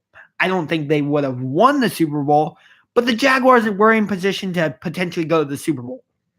And then this year they come back and it's like the team from last year absolutely disappeared. Yes, the Jaguars looked okay when I saw them play in person in Miami against the Dolphins, but the Dolphins aren't anything special, so I can't really say, oh, the Jaguars are back.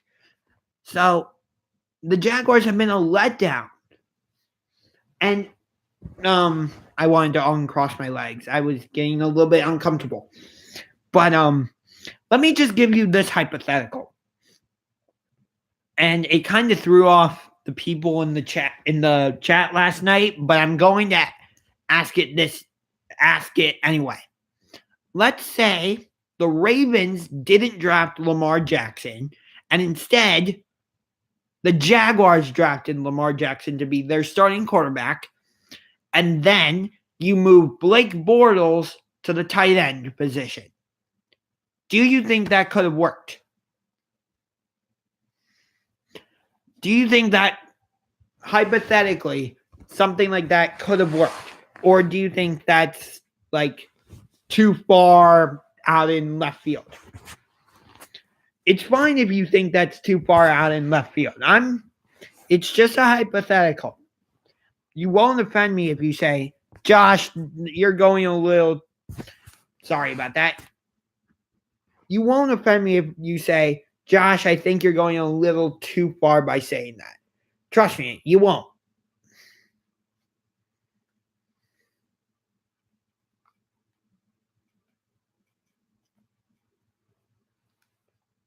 But only 5 plays a game?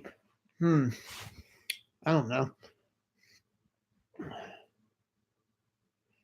It's just interesting to think about. I like thinking about those what if scenarios. It's fun. That's what makes sports fun, is you get to come up with all these hypothetical scenarios and talk about them. It's not just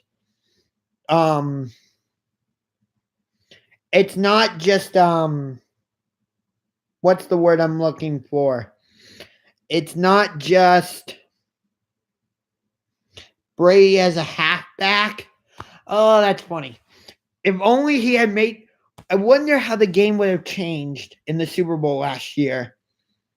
If he had made that catch.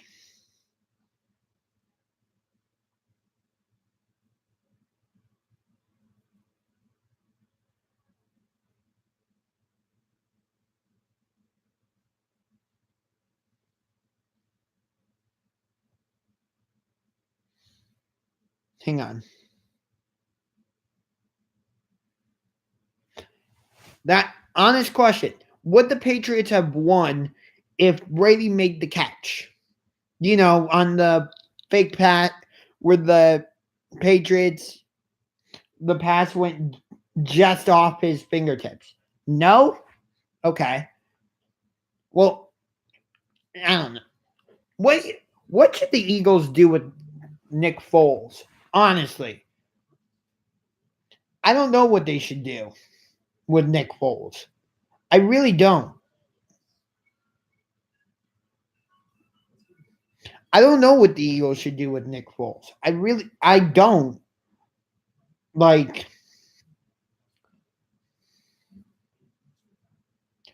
do you put him in?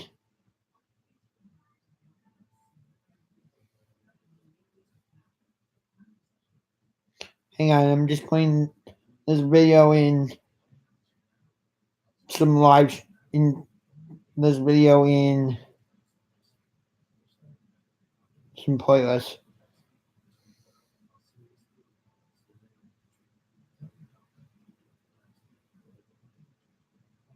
Yeah, there we go. Okay. I don't know. I say keep with Wentz's injuries. So you think that so you're saying that um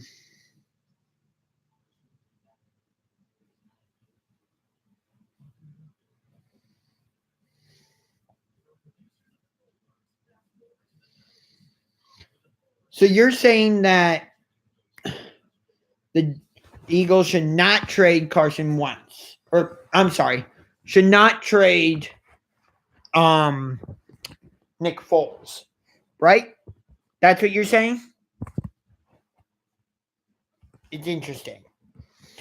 That's going to be a good bowl game too on New Year's Day, the Fiesta Bowl, LSU against UCF. I feel so bad for Mackenzie Milton, but interestingly, since this was originally supposed to be a Florida against Michigan live stream, which again, I'm fine that we've gone in a different direction. That's what this is all about. But Florida had actually offered a two for one with UCF, where I think they were going to add them to their schedule, but I'm pretty sure UCF said no. But if UCF wants to get recognized and potentially like make the college football playoff or be in a better, although they're in the New Year's Six Bowl with the Fiesta Bowl, but if they want to put themselves in a better position, then I think what they need to do is schedule bigger opponents as the second half is about to start between Michigan and Florida. Geez, I've gone all the way through the first half and halftime. So here are the stats from the first half of Michigan against Florida. Florida has 228 total yards. Michigan has 189. Florida has 128 rushing yards. Michigan has 57. Florida has 70 quarterback rushing yards. Michigan has 12. Florida is 0 for 2 in the red zone, and Michigan is 1 for 1. So those are your first half statistics.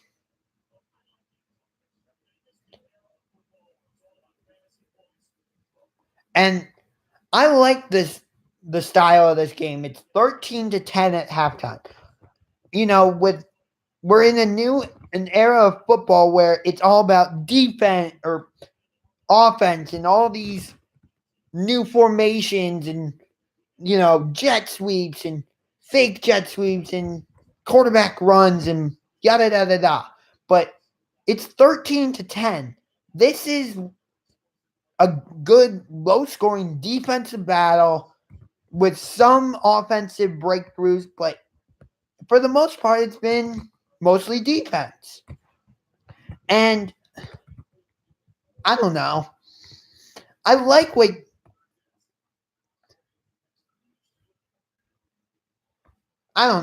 Kansas City against New Orleans would be a good Super Bowl. I have to admit. That would be an offensive shootout.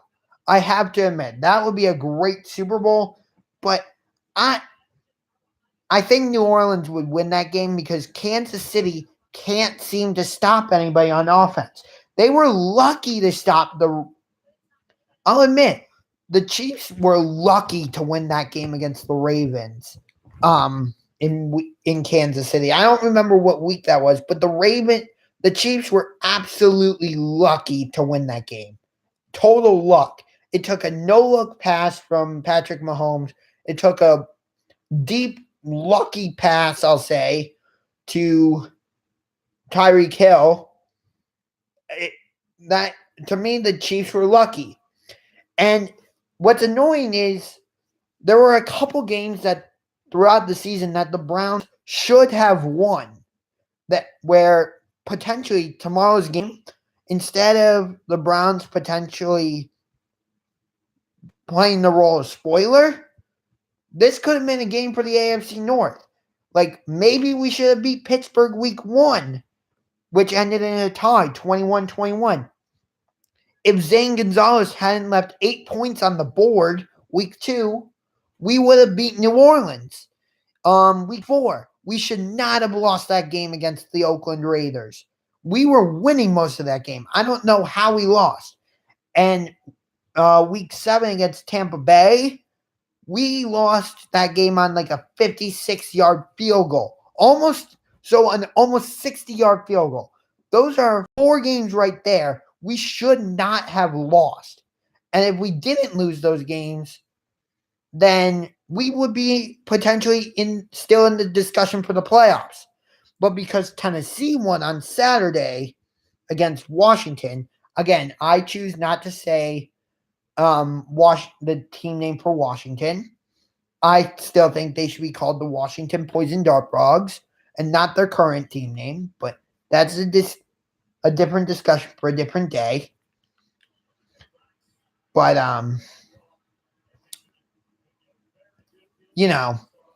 but we went. I'm just saying, like, those were winnable games. Week 1 against Pittsburgh, week 2 in New Orleans, week 4 at Oakland, week 7 at Tampa Bay. Those were winnable games. I'm just glad although the Browns or Oakland doesn't know where they're going to be playing next season, but hopefully, and no disrespect to the great fans of the Raiders that live in Oakland, no disrespect to them at all. But the O.Co Coliseum is absolute garbage. So I'm kind of hoping that when the Browns have to play the Raiders again on the road, that it's not in Oakland, because that stadium is garbage. So, quick break. Here are Brock's breakdown. The Goodyear Cotton Bowl Classic. His keys for both Clemson and Notre Dame. Clemson's keys: handle Notre Dame's offensive tempo, and Ian Book's play creation, and win the offensive one-on-one perimeter opportunities. And Notre Dame's keys: explosive plays on offense and tackle Clemson in space. No yards after catch / contact. Okay, let's hear. What was I just saying? Oh, yeah. The Raiders don't know where they're going to be playing next season. They might be in San Antonio. The 49ers have actually offered Houston Texans 17, the Indianapolis Colts 20. The Colts are not playing the Texans. The Colts are playing the Titans tomorrow. Oh, are you just assuming that the Colts are going to get in the playoffs? Is that so? You're saying the Colts are going to get in the playoffs? Okay, now I get it. Okay, now I get it, Storm. Can you specify that better next time? Because I wasn't sure what you meant at first. Even though it said here are my playoff predictions, I'm sorry, I spaced out a little bit. No, you didn't do anything wrong. It was just that I spaced out a little bit. Geez, I've been doing this live stream for almost 2 hours. Damn. I'm in wild card. So you say Houston, Indy beats Houston 2017 in Houston. Okay. What about the other one? Baltimore against the Chargers as Shea Patterson runs for the first down. Right? Baltimore against the Chargers?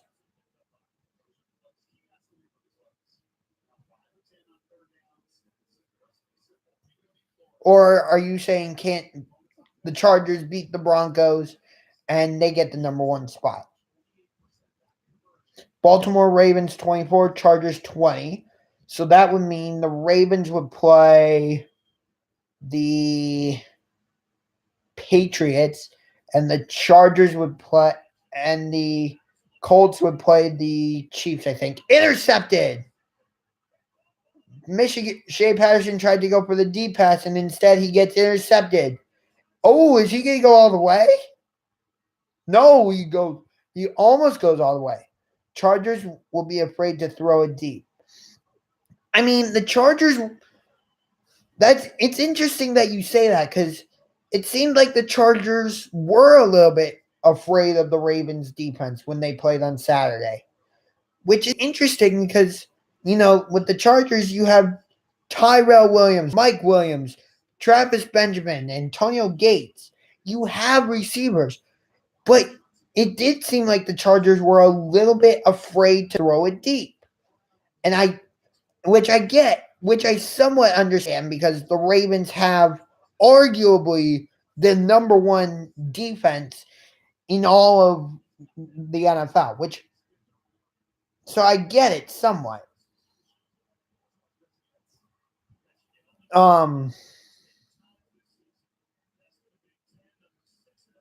So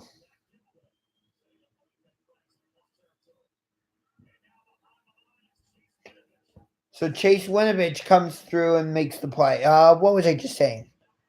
Dallas Cowboys 27, Seattle Seahawks 10, or I'm sorry, Seattle Seahawks 27, Dallas Cowboys 10. Yeah, the Cowboys don't have anything on offense. Yes, they have Ezekiel Elliott and Amari Cooper, but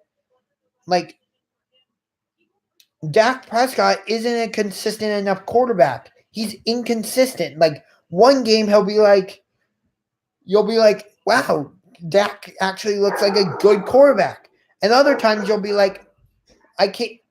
It'll be like Dak Prescott's gone MIA. He's too inconsistent of a quarterback. And with the way Seattle plays, you can't be inconsistent because kind of like with the Ravens, you don't know how many possessions you're going to get because both the Ravens and the Seahawks like to run the ball. And you don't know how many possessions you're going to get. So it's 3rd and 5 for Florida with about 9.5 minutes to go. They are on the Michigan side of the field. They are about the 37-yard line, I would say. Franks, nice pass. And I think it looks like he's about a yard short. At about the 35-yard line, yeah, 4th and 1. Bears 20. Oh, so you think the Bears beat the Vikings and the Eagles beat Washington? So the Eagles get in. I think the Eagles are actually the more favorable matchup for. Hold on. The Gators are going for it on 4th and 1. Let's see if Florida actually goes for it. Or if they're just. Nope, Florida calls timeout.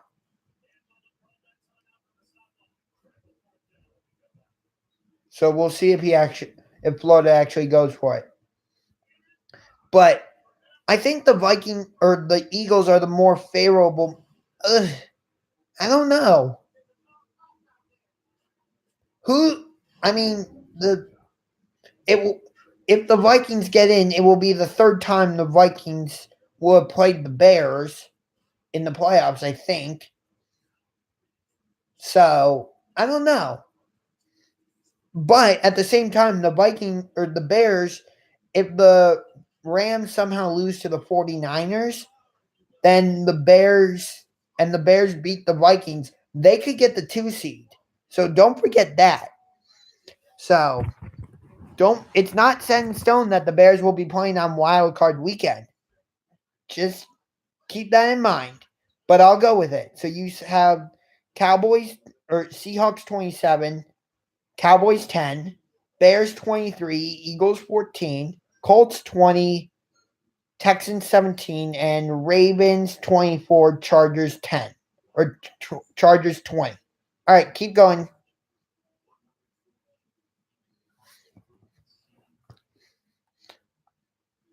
Okay, wait, divisional. Oh, so you're moving on to the divisional round now. As Virginia makes it 21-0 over South Carolina. So who start with the AFC? Kansas City against who? I think Indy, right?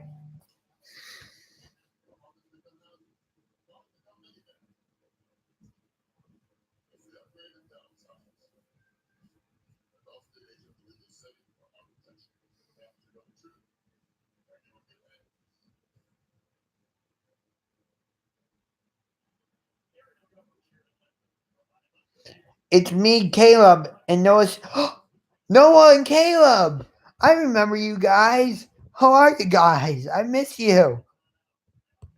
Come back to camp. Kansas City 24, Indianapolis 16. Okay. So 4th and 1. Florida is actually going for it, and they will get the first down and a lot more. Reaches for the goal line. Ooh, so close. But Florida is in the red zone. They ran the jet sweep, I think. Let me see the replay again. Okay, I guess I have to rewind it. Let me rewind it. I think it was a jet sweep. Let me see. Yes, it is a jet sweep. They sent the receiver in motion. What's up, guys? Wow.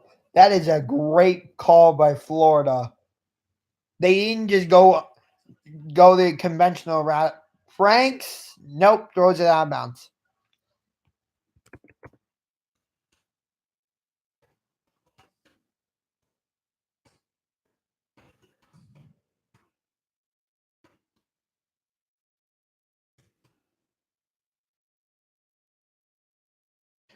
New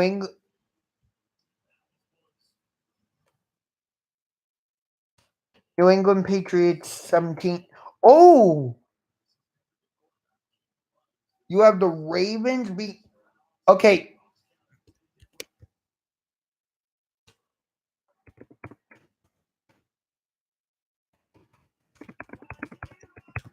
Touchdown Gators. Gator jump. 19-10.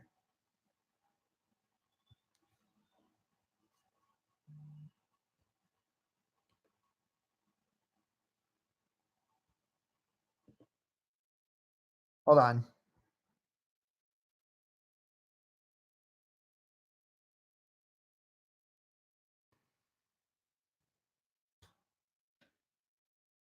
Yes, nice vid you got there. Watching it. Oh, thanks, guys.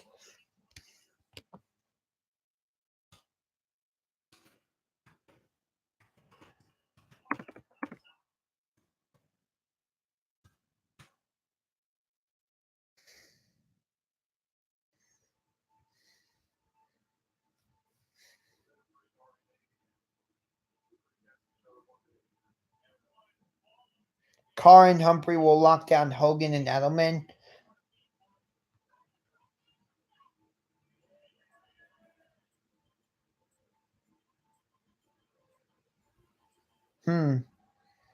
I don't know. That's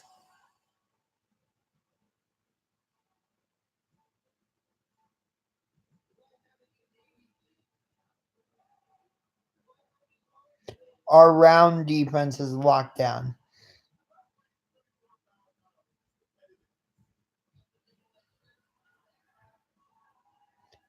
Why should I? Oh, our run defense is locked down, not our round defense. I was going to say your round defense. What's round defense? That makes no sense. I don't know. Brandon Carr used to play for the Cowboys, I think. Didn't he?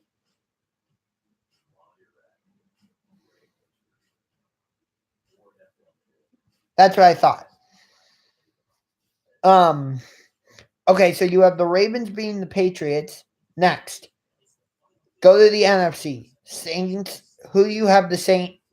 Who would the Saints be playing in your scenario? The Bears?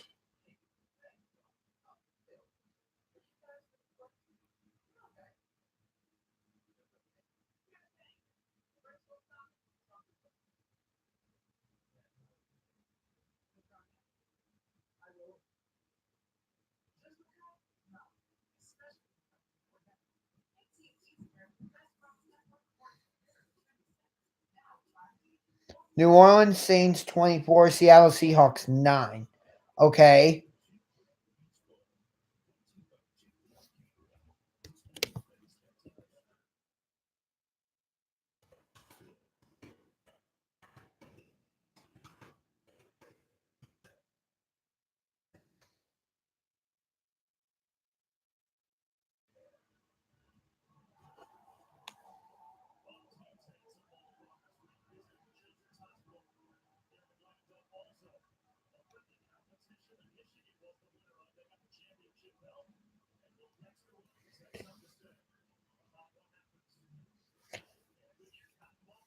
Okay.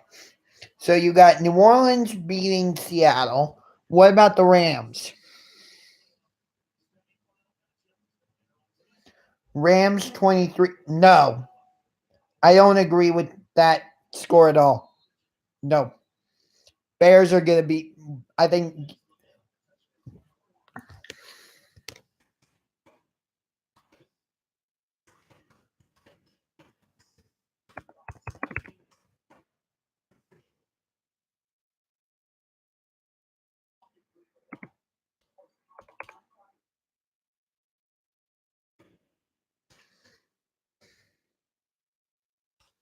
Yeah, but last time the Bears played the Rams, the Bears were able to neutralize them.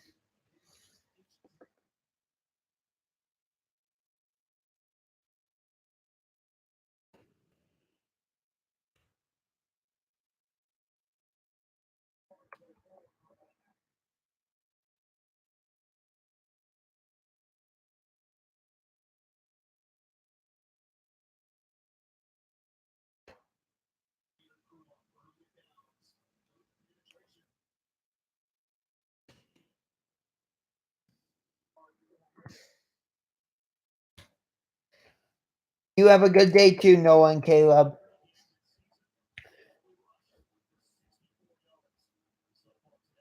Yeah, I think the Bears figured out how to handle Aaron Donald, and they'll do it again. So sorry, but I have to disagree with you on your Rams versus Bears.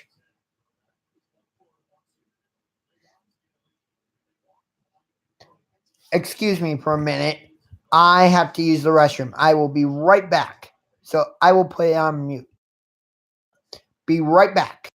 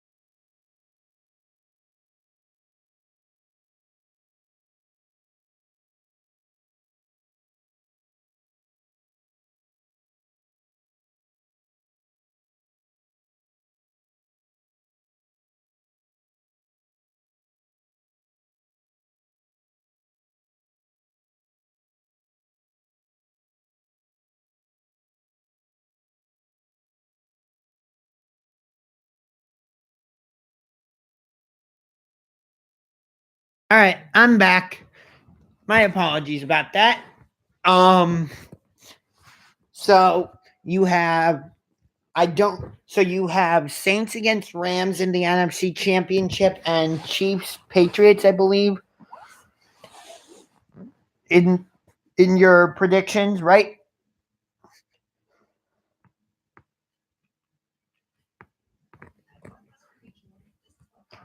Oh, Chiefs against the Ravens.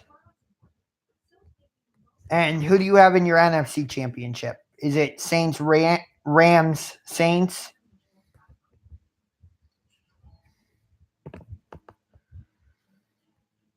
Okay. So who do you have winning? Start with Chiefs, Ravens. Who wins?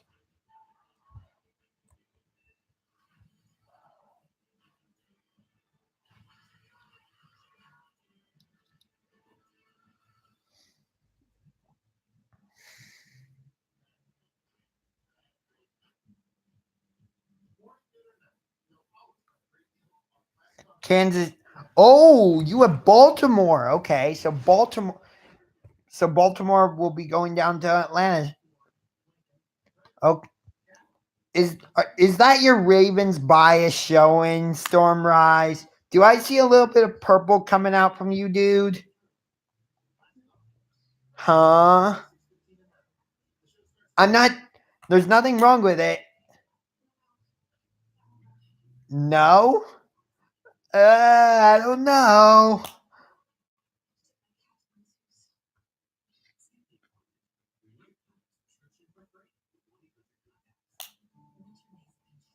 Anyway, so who do you have winning in the NFC?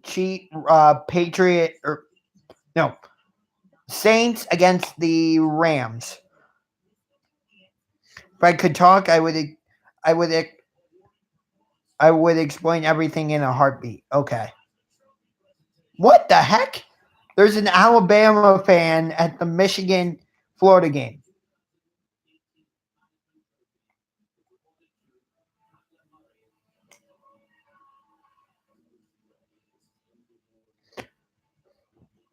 So, seeing that Alabama fan there makes me think of something. Okay, so you have the Super Bowl being Saints against the Ravens.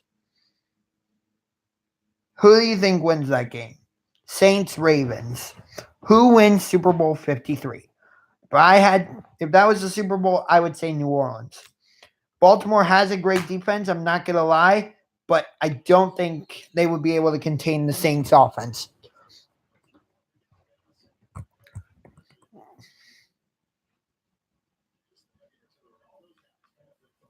Jeez. Oklahoma's offense, 49.5 points per game. That leads the FBS. Alabama, 47.9 points per game. Halftime, Saints 13, Ravens 10. Oh, I see. Anyway, Super Bowl 53 will be in Atlanta. That's actually going to be the next game. Franks with a nice pass. Nah, I don't know. End of the game. So you do have the Saints winning it. 23-17. Ooh, low scoring. A little bit surprising.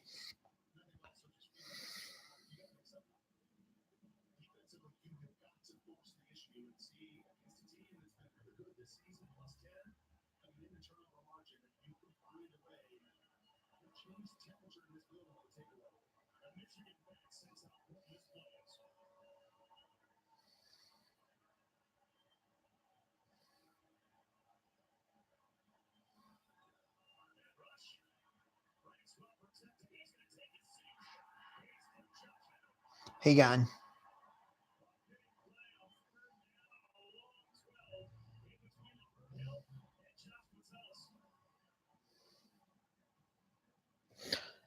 Yeah.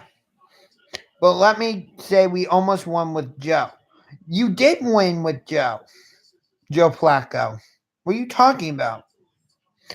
The Ravens won Super Bowl 47 against the 49ers. What do you mean 24-23? But of course, that the time could come for Tucker to make. No, Joe Flacco wouldn't start in the Super Bowl. Lamar Jackson would be your starter.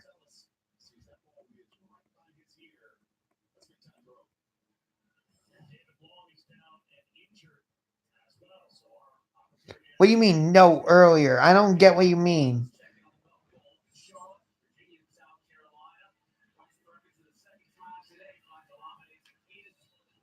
Jeez, I've been on this live stream for almost 2 hours. Tucker missed a PAT. That was against the Saints earlier in the season. I remember what you're talking about. Hey, Stormrise, if I can, I'll figure out how to do a Google Hangout where I can include Ingraven in the video. If you have a webcam, I'll figure out a way to include you in the video because you sound like you know what you're talking about, dude. So I'll figure it out. I think I know how to do it, and I'll let you know. But I do, but I'm only 10. Oh, never mind then. I would prefer if you didn't.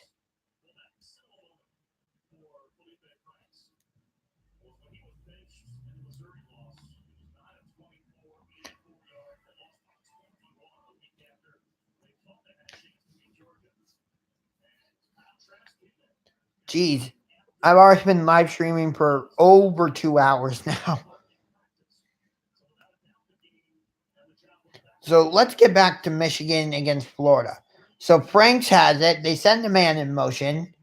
Franks takes the snap, hands it off to the running back, and first down.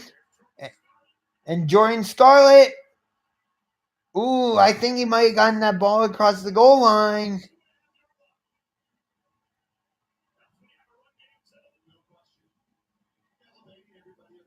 Yeah, I'm going with Florida.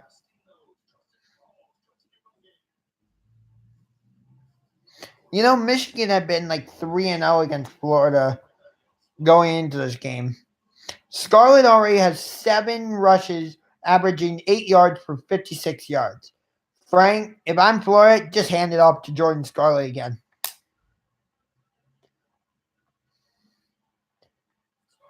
Scarlett, it's 20-10 Florida.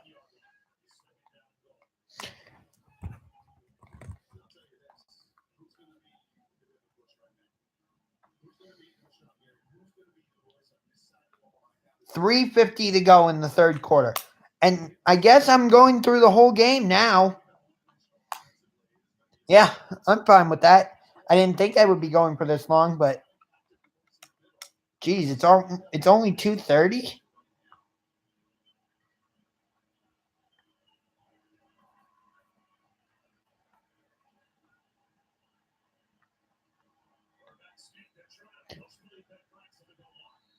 They tried to do a quarterback sneak and push Felipe Franks to the goal line, but that's no good. So 3 minutes to go now.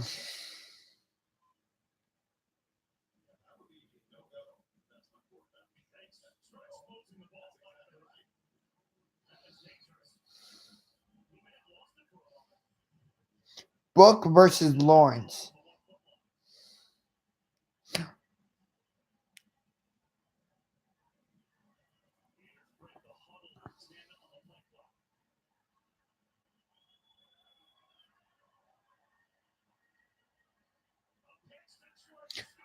A pitch to Jordan Scarlett. Touchdown Gators.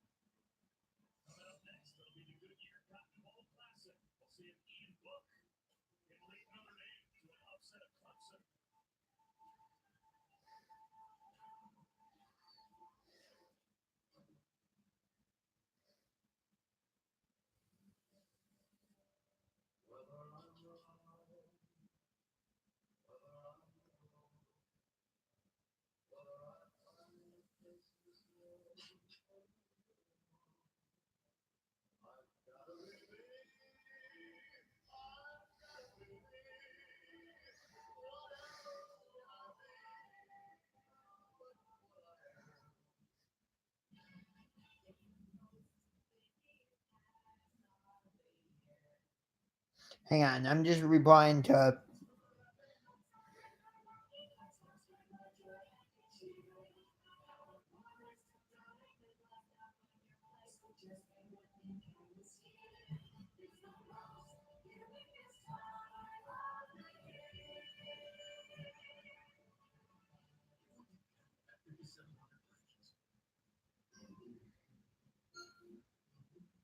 Voice command navigation raised. Wi-Fi. Wireless charging. 150. Hang on 1 second. Now that's a sleigh.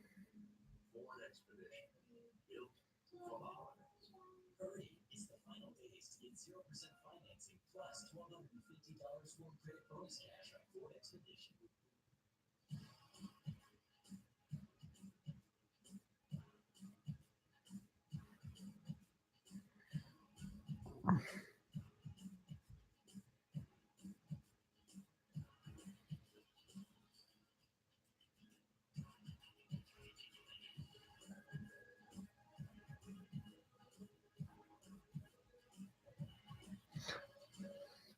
Okay. My apologies about that. So New Year's Day bowls at 1:00 p.m. It's the Fiesta Bowl, LSU against UCF. I've been live streaming for over 2 hours now.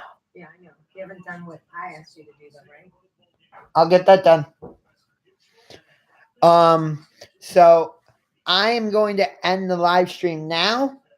Hope you enjoyed it. If you did, punch that like button like a UFC player.